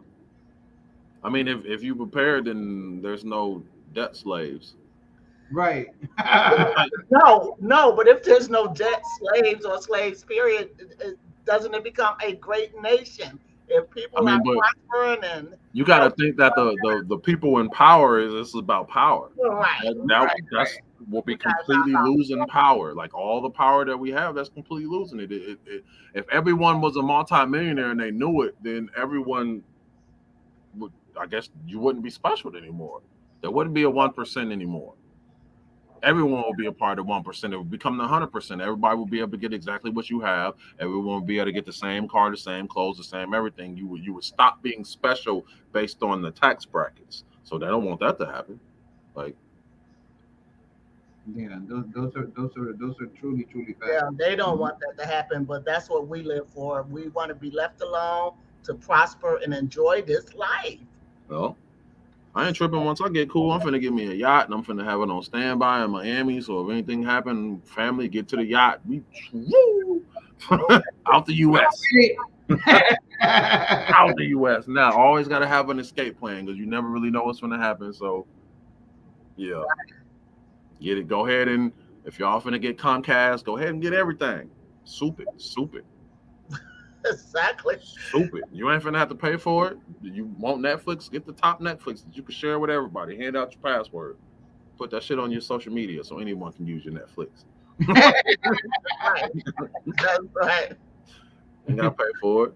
Like, And so, and so I was telling Sean the other day that those of you who know who Yaki Awakened is or Yaki Hickman, you'll know what he's doing as far as the body and teaching us about our cells and our body and how they work and trying to get us back fit and in shape and to stop eating all that crap that the food industry is bestowing on us. I said, Sean, you're the financial equivalent of what Yaki is doing for his community by, just educating freely because we need to be awakened. And mhm. so this kind of stuff right here is enough to get enough people thinking about their financial freedom and at least starting to change things around, so to speak. Like turn the tables or change the paradigm, shift it a little bit. Mhm. So because for one, the way you dealing through these letters and stuff, there's no race on there. You're not Yep. saying black or checking this box or nothing. So the system don't know how to discriminate. Well, it do. It's all your social security number says black on it. So Does it? Which yeah. letters? It does. When they run it, it's going to pull up a black female. When they everyone who runs your social security number is going to show as a black female. But do they need to run our social security numbers? Majority of people do. They don't need to, but majority of them won't. So if I send the electric company this, their bill back or their coupon back, signed and do everything I that mean, you but if you already have an account, they've probably already ran your social, so they already know you're a black woman. right. Like, So are we gonna face some extra biased kickback when we're it doing these? won't be extra bias kickback. Just most, some of them aren't. Some of them might send it back. Some of them might say it's unlawful. I've had a bunch of weird letters sent back, but ultimately, when it came due, it happened. So it's just about knowing that as long as this is the law, you have to follow it. I don't care what you say. They're going to try to get you to recontract. I was talking to my mom earlier. She didn't pay her phone bill. So we sent it off, but we sent it off after her phone bill was already not paid. So they turned off her phone. I'm like, you should have told me this a long time ago, or you Right. should have paid her phone bill. I don't even know why she didn't pay her phone bill because she got the money to pay her phone bill. But so now you're either going to have to wait until the next cycle comes through where they pay it and turn it back on, or just it's you shouldn't face any. It's the law. The law doesn't have a code on it. You got to follow the law. Like the law doesn't have a code on it. So Mhm. And are we talking about? yeah, well, stature, not real law, but Right. statutes and regulations. Right. And we didn't go over a lot of stuff because we did it earlier, like saying how these corporations are fictional people, or a person is a fictitious Yeah, a person is or the definition of a person is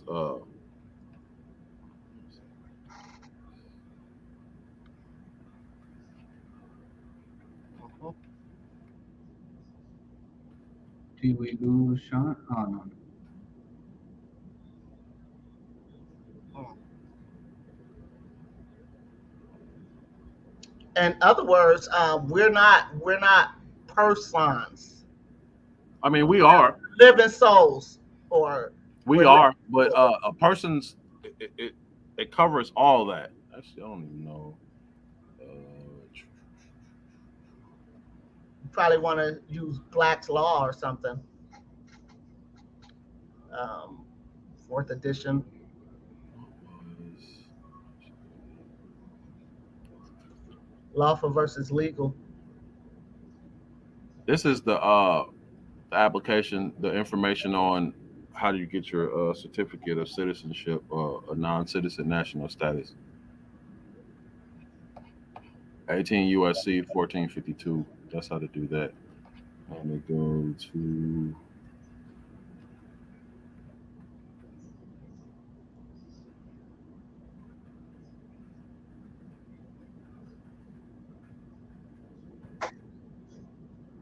Mhm. Yeah, ignorance is bliss. Not pulling it up. It's not Joe pulling Beller got it going on. She already know they it. She do. got it. They use our ignorance against us. Yeah, a person means an individual too, but it just it's got like three or four. A person can be a company or it can be an individual. It can be pretty much And anybody. so that's what I'm saying. So we need the legal definition of a person. Yeah, you're a consumer. You're not a person. You're a consumer. I mean, you're a person too, but a consumer.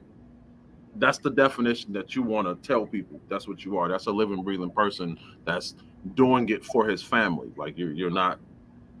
There's commerce and there's international trade. A consumer deals with international trade. A business deals with commerce.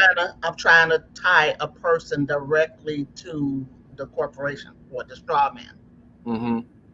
That's what The I'm straw trying to man is a person. right. By definition, it's a person. Okay, okay. A trust is a person. A bank is a person. Uh, Because Apple is they're a person. corporations. Hmm.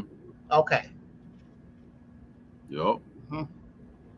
That's pretty much what it is. Just if you don't know you have rights, you can't enforce them. So if you don't know, you don't That's know. right. That's right. And it's so many. They got people out here telling false information to keep people off the path too. So you don't really know like what's real and what's this from. Like if you go follow somebody, make sure they got receipts. Make sure they can show you laws. Make sure they can show you something that you can tangibly go and look up and figure it out for yourself. And although when we was talking about the redemption manual, Hmm. even though there's some things you have to know while reading it, which you and I were talking about, there's also some stuff in there that we have to know, because they really are saying the same thing that you're saying, which is we shouldn't be paying these bills. We shouldn't be going to court. We're sovereign over the government, and we got rights. Yep. And so I would suggest, after you read what Sean told you to read, go get the books like the Redemption Manual, There's a lot of books. If There's a you lot of know my books. channel, I've been already reading out of a lot of these type books. I've been giving you the name and reading a chapter or two or whatever to let you know that this is a new awakening for us. You know, we fought through slavery. The rest of this shit should be easy, but it's not. So we're gonna trek on through the mud with this Mhm. shit. We're gonna get our grind on and get it like we're in the mud. We're gonna pull teeth with this shit, and we're gonna step you through it as we learn, as Sean's learning. Sean's doing it by I'm example. still learning. Through I'm the still process. learning a whole lot of stuff. It's. I Yeah, gotta learn how to secure my account so I can get access to that 250,000. You can just literally live by opening accounts each year. So I gotta learn that. Like and that's it's a another thing. I was lot. trying to remember earlier what I wanted to say, and that was, can you tell them the significance of that long birth certificate and the red writing on the back of your social security card? Oh, well, when you're born, they make another birth certificate. So you get the certified birth certificate and you get the long form birth certificate. The certified birth certificate is basically showing that they registered the trust. The long form birth certificate is showing like your birth. It's going to have all the information of your family and your mother name, her maiden name, probably her address, her social security number. If your father signed it, it's going to have all that on there. The birth certificates they're really just bonds. So they have a red QSIP number on the back. Same with your social security number is an account number. It's your account number at the Federal Reserve Bank. If you actually, and it won't work with all your bills, but if you actually go and Google what your Federal Reserve, your regional Federal Reserve Bank's routing number is, and then you put in your social as the account number, I paid like 2 or 3 bills with that. But they returned it because you're not supposed to have access to it, so don't expect to pay it and it just be gone. If you do pay it, they go bounce it back. You gotta do your status correction to get access to that stuff. Once you get your status correction and you get you a banker, you can get a broker, you can have all the bonds moved over. You know what I'm saying, and you can control all the money that's being processed in your name.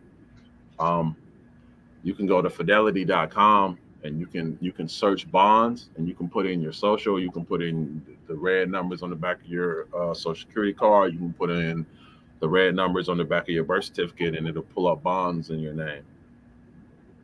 Pretty much everything you do, they make a bond for it. When you get a ticket, there's a bond made. When you sign anything, there's a bond made. There's You go to jail because they make bonds and you don't pay the bond, so you go to jail until the bonds mature. Like this is how your sentencing is figured out. Like the whole system is corrupt. And I ain't gonna say it's corrupt. You just once you learn how to use it, you become like Superman. Mm, For real. Once you learn how to use it. and this money or these bonds that's in your accounts, your two accounts. Hmm. It's multiple accounts. Your license is an account. All the 9-digit numbers you have, they're accounts. There's accounts attached to them. Any Okay, 9-digit number you could think of, and what happens when you die? it goes to the state.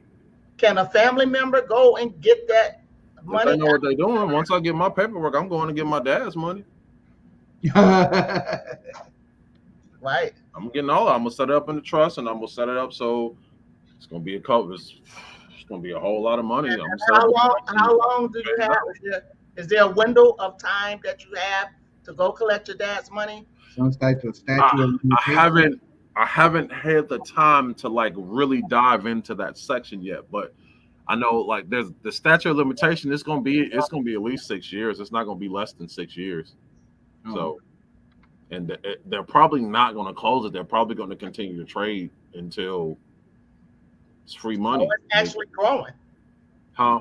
It's still growing Yeah, after your death. yeah. They're still trading. It's still bonds. It's still everything. Like it's still going. So take this black on black crime. These mothers who are losing their sons. are entitled to that money that they have in their accounts. These mothers that are losing their own son should lean the fucking state. Damn. If a cop wrongs you and you go down to the station and report it, nothing is going to happen. If you write up a claim and you send it to their insurance, they'll be suspended by the end of the day. Hit them where it hurts. Hit it where it hurts. You can't work without this insurance bond. And once you make a claim, a claim against someone's insurance bond, they suspend their insurance, so you can't work until this investigation goes. If they have to give me your bond, you can never be a cop again. So it's all about just knowing the system and starting to learn. Like, right. And we've got our work cut out. All this entertainment stuff and watching TV for endless hours, not putting. That's the point. That's why they make Netflix and Hulu and TikTok and all that. So you will sit there, you will scroll. Sometimes I'll be sitting in bed. I'll be like, bro, I need to read, but I'll be scrolling my ass off through TikTok. You need to start reading. Right. And how many gems do you find pertaining to the journey that you're already on? You know? I done found a couple on TikTok. That's what I'm saying, because they're sprinkled all over the place. Yeah. TikTok is just, it's a bunch of people's opinions put together. So you kind of got to research and find out what's real and what's just bullshit, who just decided to come up and make a video, or who's actually telling you the truth. So I screenshot stuff all the time, and I just go and do a quick research of what they're talking about. It's just, knowledge is power. And they used to say that, and I never really understood it, but those are facts. And because you're already this deep in that rabbit hole for what you're on, surely you're seeing all kinds of stuff like in our political system. I don't even watch the news no more. But the political system is made to make money go like this. It's made off fear. Whenever we go to war or something, everything plummets, and then the rich people buy up a bunch of stuff, then it goes back up, and then everybody else starts going, and then it plummets again. The system is made for that. Majority of the stuff that's on the news is propaganda. It's made to condition your mind. Once you get to a point that you understand that you're above this shit, you don't have to worry about it. Nothing the government does can affect me beyond like war, right? Gas you can raise gas to $10. I don't give a fuck. I'm spending your money to pay this $10. Like, money, the financial aspect no longer, beyond us going to war, beyond them putting out martial law or something like that, it just doesn't concern me at this point anymore. Joe Biden he's a manager. You don't even have control. You're a manager. You manage the United States. You don't own the money. You don't even really have the money. They pay you. You got a paycheck. How you own something and you getting a paycheck? Okay. Shawn, what kind of advice you got for people who go to school and pay that big ass college bill? Just to get rid of your student loans. Watch the video, get rid of your student loan. I did it. I did it. Do it. Wow.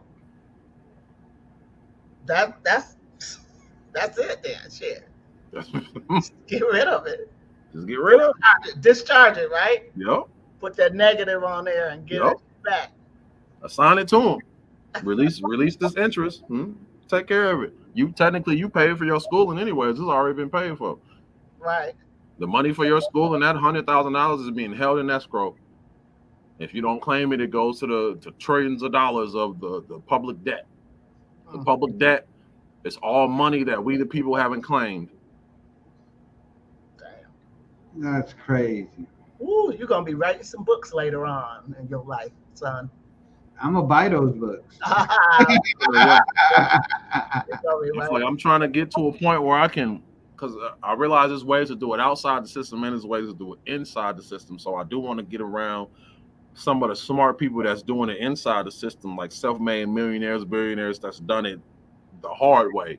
So I can find, because I watch a lot of Robert Kiyosaki stuff, and he give a lot of jewels about how to use debt to avoid pretty much everything. That is tax-free money. So he's doing kind of what I'm doing it, but he's doing it differently. So it's just fun to see how different people take the information and apply it to their lives. Mm. All right, so we're all on assignment then. Mm-hmm. When you want to come back, what you want to see?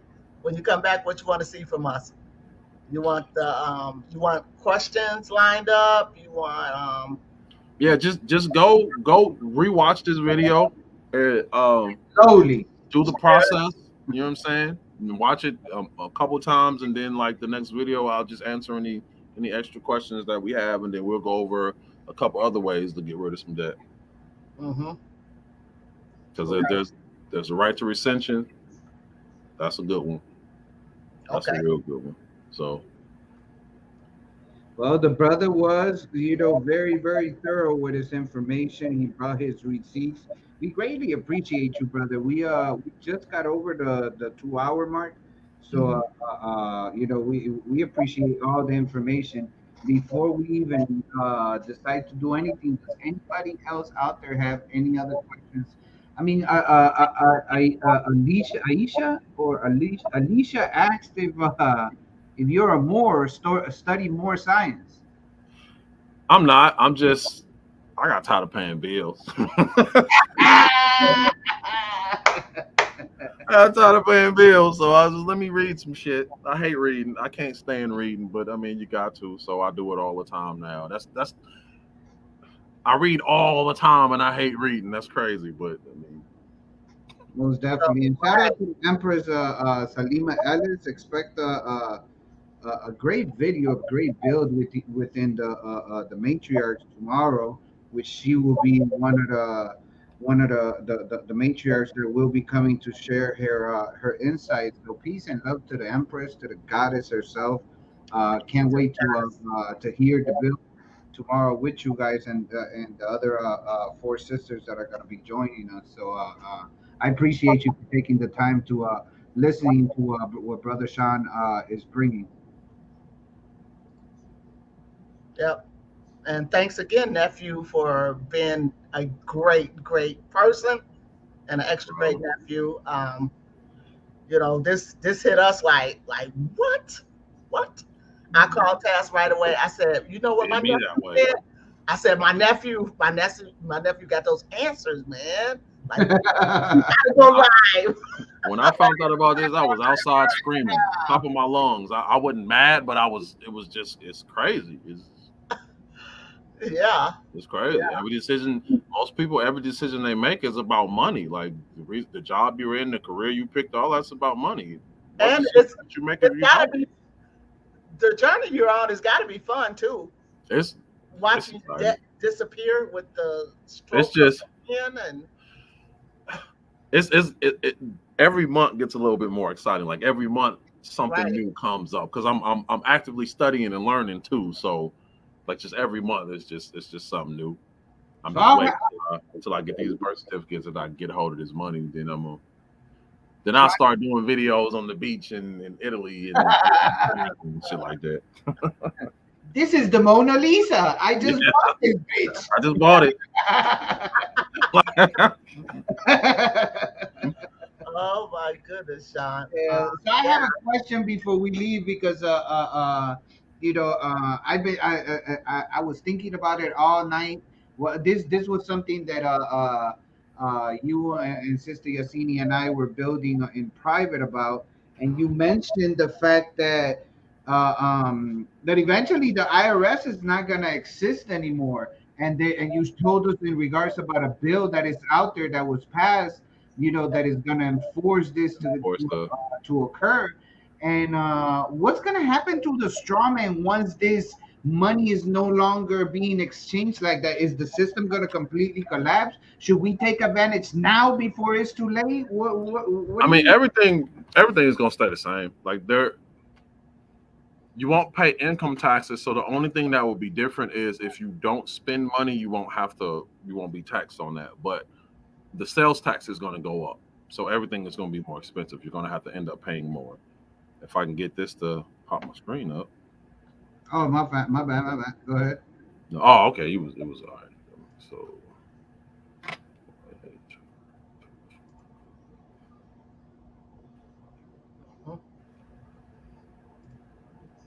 I want to get it somewhere where you can read it good because that's gonna make it kind of. All right, we'll just go. It's a Congress law was passed in 2019.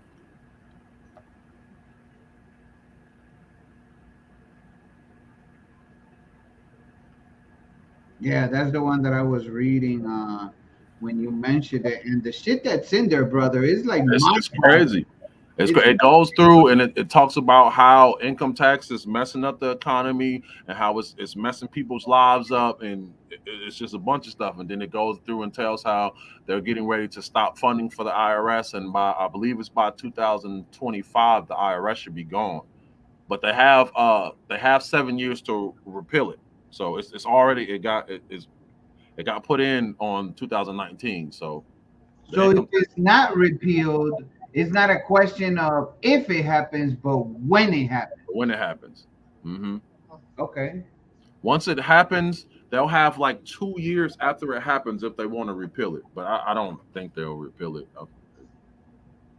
I don't think they'll repeal it. I mean, the Congress would have to repeal it because the president can't fuck with anything Congress is doing. So Congress would have to repeal it. This is a Congress law, and I'm thinking there's a good chance Trump is probably gonna get back in. And even though Trump is a racist and all this other shit, I don't really necessarily fuck with his character, but he's a businessman. He runs the country like a business, which it is. Mhm. If you had a business during the Trump administration, you came up. If you didn't have a business, then you was talking about, oh, he sucks because he made it easier for people to get access to money, but you had to do it a certain way. So Mhm. to me, every president sucks. So I Right. just don't those are true facts, brother. If you had a business, even if it was a small business during the Trump administration times, motherfuckers came up. One, motherfuckers this came idiot up. doofus got in, and not that I like Trump any better than the other, because it is one coin, two sides, two Yeah, faces. y'all both suck. You just he's They're smarter than you. He's smarter than you. You older than him. That's right. the difference. But I mean, but facts are facts. During Hmm. the Trump administration, a lot of shit was different. A whole lot. People with small businesses were making money. The gas was at its lowest. I made a post on PPP loan, people came up off the PPP loan. oh Even the scammers came up off the PPP man, loan. It's crazy. listen. It's just he made a lot of money available to people. Just average people didn't really know how to get access to it, so you didn't benefit from it. It's Everybody and they mama went and got them a PPP loan. you know Mhm. because it was easy. All you had to do was have a business. You didn't even have to be in business for any length of time. You just had to have a business, and you can apply to get 100,000, $1 million. And So, I'm sorry to jump off subject, but it seems to me that back in the days where we actually had something of value to trade for, like gold and silver, mm-hmm. and we comparing that to what we have now, which is basically fiat. They really didn't need your gold or silver to start this system that they got going on with money. I mean, they did because everything has to be done by consent. So they have to get you to agree to the system. Mm. So in order for this system to work, we had to willfully turn over our gold and our silver. We had to agree to it. Everything is consent. You have to agree to be bound by the system. In the way that money's supposed to work, now Hmm. that we know by talking to you, that wasn't bad though. That wasn't bad, and the fact that the gold standard isn't there anymore. It actually was never bad. It's like the corrupt people that Hmm. made the whole financial The system. system works perfectly. The system works how it's supposed to. It's just they used to kill black people for reading because if you found out your rights, then you couldn't be a slave anymore. It had nothing to do Right. with you were black people were slaves because they didn't know the rights that they were given per the Constitution, and they murdered you to keep Choice. you from learning this. Like, Yes. Our people Do you think suffer. you mentioned the fact that if you got reading, you were killed because they didn't want you to know how the system actually worked. Do you think mhm. white folks knew what a regular Karen or I Kevin. think there's the one percenters, the real rich people. I think they know how the system works. Everybody else, I think they know a portion of how. Because, like I said, in each code, there's like 2 or 3 different remedies. So if you get like this, you get this code. Now you don't have to pay bills. Everyone's life who watches this, their life should start going up because you no longer have to pay bills anymore. So it just goes. So once you figure out one piece of it, then you just automatically start going up. Then if you figure out 10 pieces, it's even better. So most people study to become rich. So once you get access to what you want, the average person is not going to continue to educate themselves. The average person is going to stop. Right. So Right. but when you listen to people like Mark Cuban, when you listen to people like that talk about stuff, they read multiple books per day. They read hours per day. They're always reading. They're always learning. They're always studying. They're always taking someone else's course to see if they do it a little bit different or if they can connect some dots for them. Like it's just you got to get on the path of just always learning. That should be your job, especially when you don't have to pay bills anymore. Why continue to work? Just educate yourself and find out how far you can really go. Like, what can you really do? I read Regulation CC of the banking code basically states that if you write a check for whatever amount, I could write $100,000 check. I could give it to a bank with no money in my account. If they take this check and deny it and give me the check back, they give me the value back. I can then take this check and go deposit it somewhere else for the $50,000. It's crazy, like the stuff that you can do, what the banks are required to do for negotiable instruments. You don't know if you write a check and it bounced that check still has value. It still has value. You could technically they're not supposed to your check should never bounce. But if you don't have your account set up right, it says in the laws that they have the right to charge you overdraft fees and all this stuff because your account isn't set up right. So once you set your account up right, it's negotiable instrument. Once you give a negotiable instrument value, that negotiable instrument carries that value, regardless of if this bank accepts it or not. This check that I wrote for $50,000 is worth $50,000. You just got to get the knowledge to know, okay, so I sent it and they sent it back. Now what do I need to do with this check to get the value from it? Do I need to send it to the treasury? Do I need to send it to the comptroller? Do I need to send it to their CFO? So then this becomes, you got to figure out the process of, okay, they denied me something that they're not supposed to do. So now how do I get remedy from it?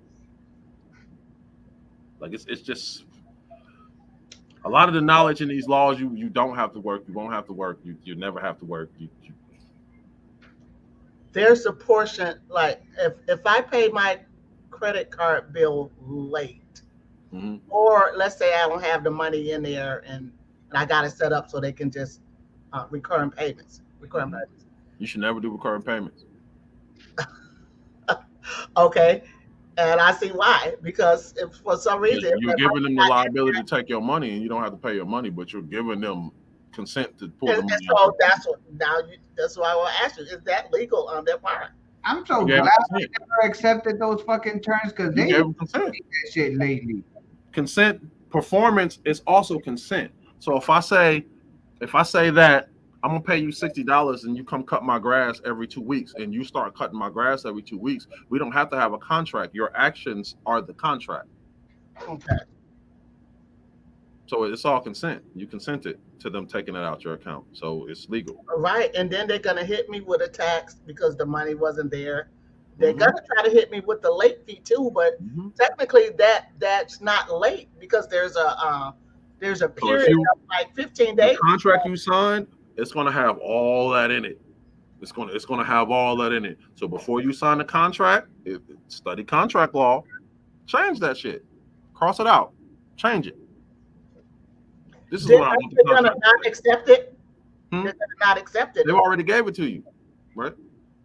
What? They've already gave it to you. You've already accepted. They already offered it. Well, by handing it to you, they offered you something and you accepted it, right? So when you fill it out and you hand it back, you offer it back to them. When they take it, they accepted it. It's UCC. I'm saying, but they're not gonna want to take it back if they see that I changed If it. they don't want to take it back, they need to return the contract to you because the contract is value. You can take that contract to the bank and get the money. Once you sign it, it's value. If they keep the contract and we're not going to do this, and they keep the contract, they're going to get that money. They're just not going to tell you about it, and you're going to walk away from your money that you gave them because you don't understand what value is. You don't understand what a contract is. So once you give someone value and they accept it, the obligation is there now. Now they have the right to be like, I don't want to accept this, but then they have to return the instrument back to you, and then you just take it somewhere else.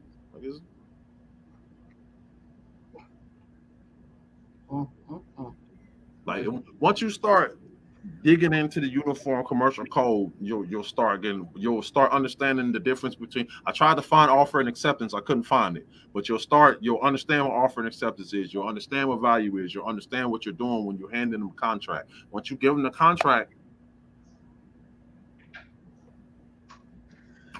Why? How come people with bad credit, if it works the way it's supposed to, meaning they're just gonna go into one of your accounts and get that money and do what they do? How come? What do they care if your credit is bad or not? Why not just everybody who applied give it to them? You're just going to get it out of my account anyway. Because everybody don't deserve credit. The system is set off of what you deserve. Like if you want rights and you deserve rights, you're gonna get them. If you don't, then you don't deserve them. That's how the system is set up. What you don't know will hurt you. If you don't know no better, then damn, you fucked up. Like, oh my goodness. That's how it's set up. For the motherfuckers in the back that didn't hear this shit. God damn. Keep it simple, Shawn. For real.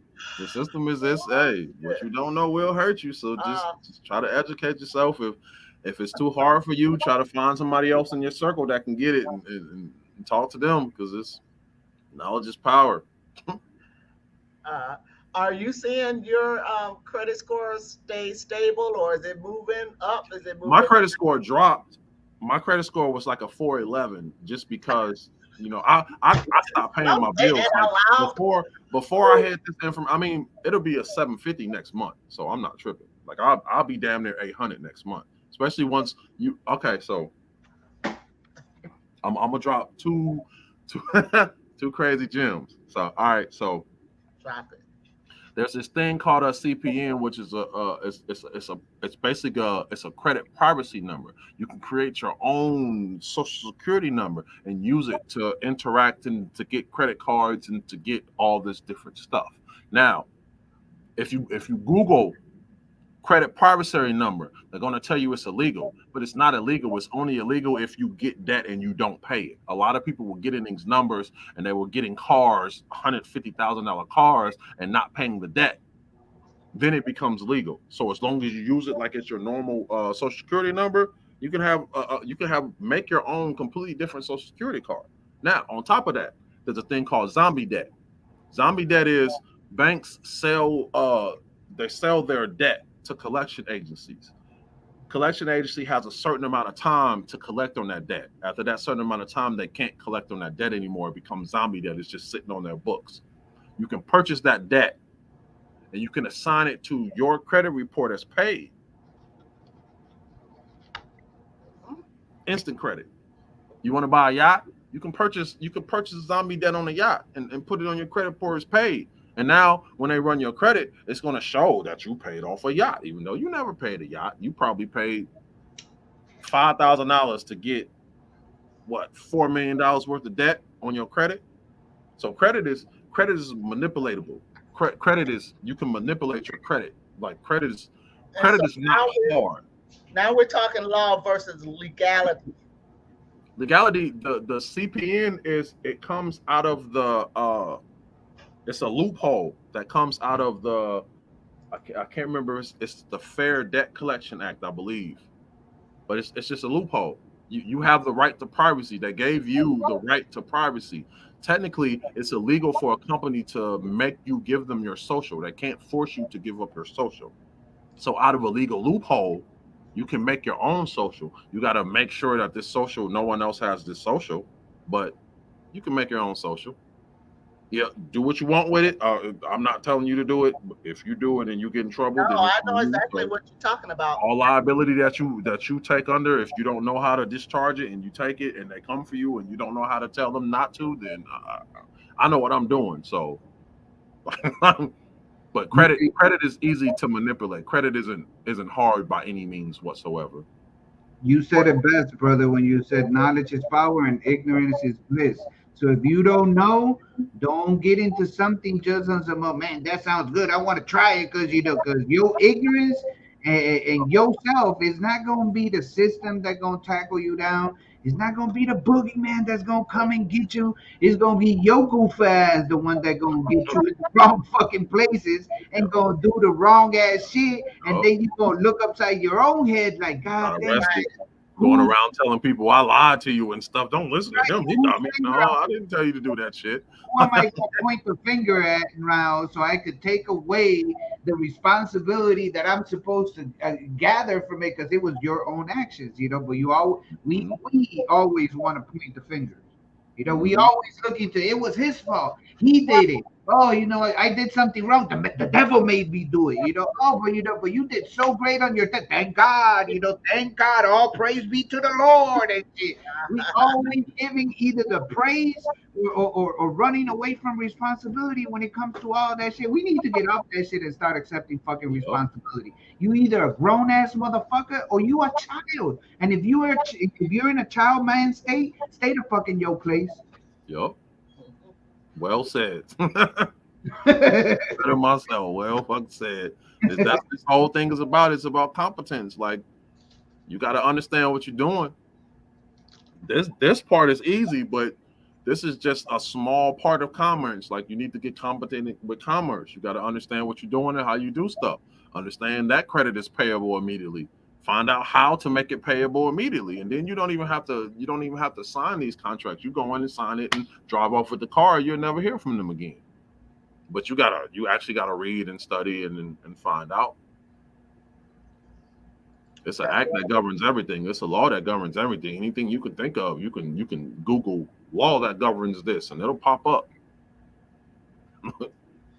And so, to those of you in the chat, if you want to get your questions ready, he's coming back, and then we can like spend the whole time, or at least give us an hour or so, where he can specifically answer your questions. Mhm. Because, like I said, he want us to know this. He's giving us everything he got. He's doing it by example, so can't just he's not thinking or saying I think this should work. He already knows that it's working. Do it. So Yep. this gives you time to watch this video over and over again. Go share it with your people. Get your questions written down. Shit, who else is doing this? Yeah, come on. Let's get rid of this debt. Let's start learning shit. Let's start getting together on the rights that is ours. We always wanting some more rights and shit. What about the rights we already got? Mm-hmm. Let's use those. So, Mm-hmm.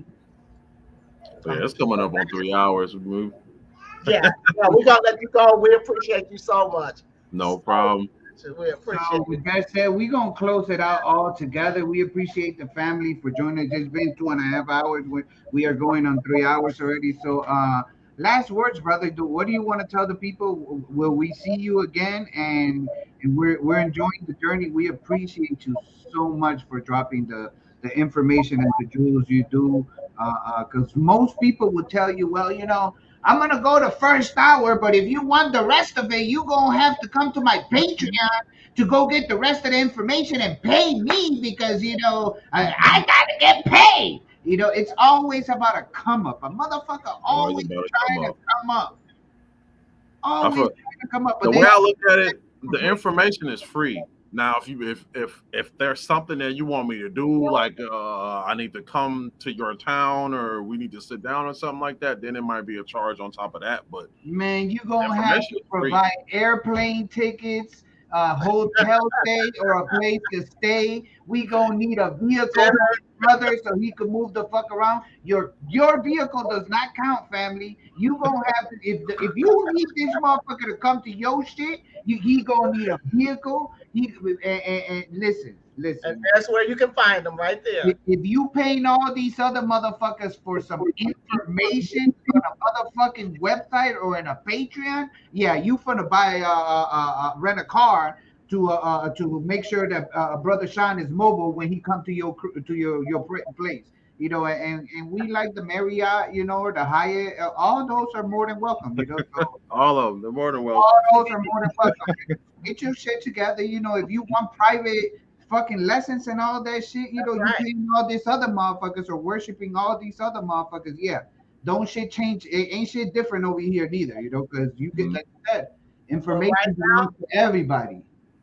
But and if right you now, you're only gonna find Shawn Sims on the Tazz Show or Yahsini in the house. That's most it. definitely.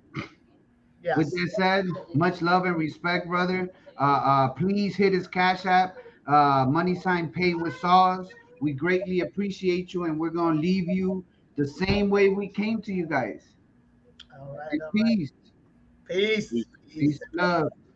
Peace and love.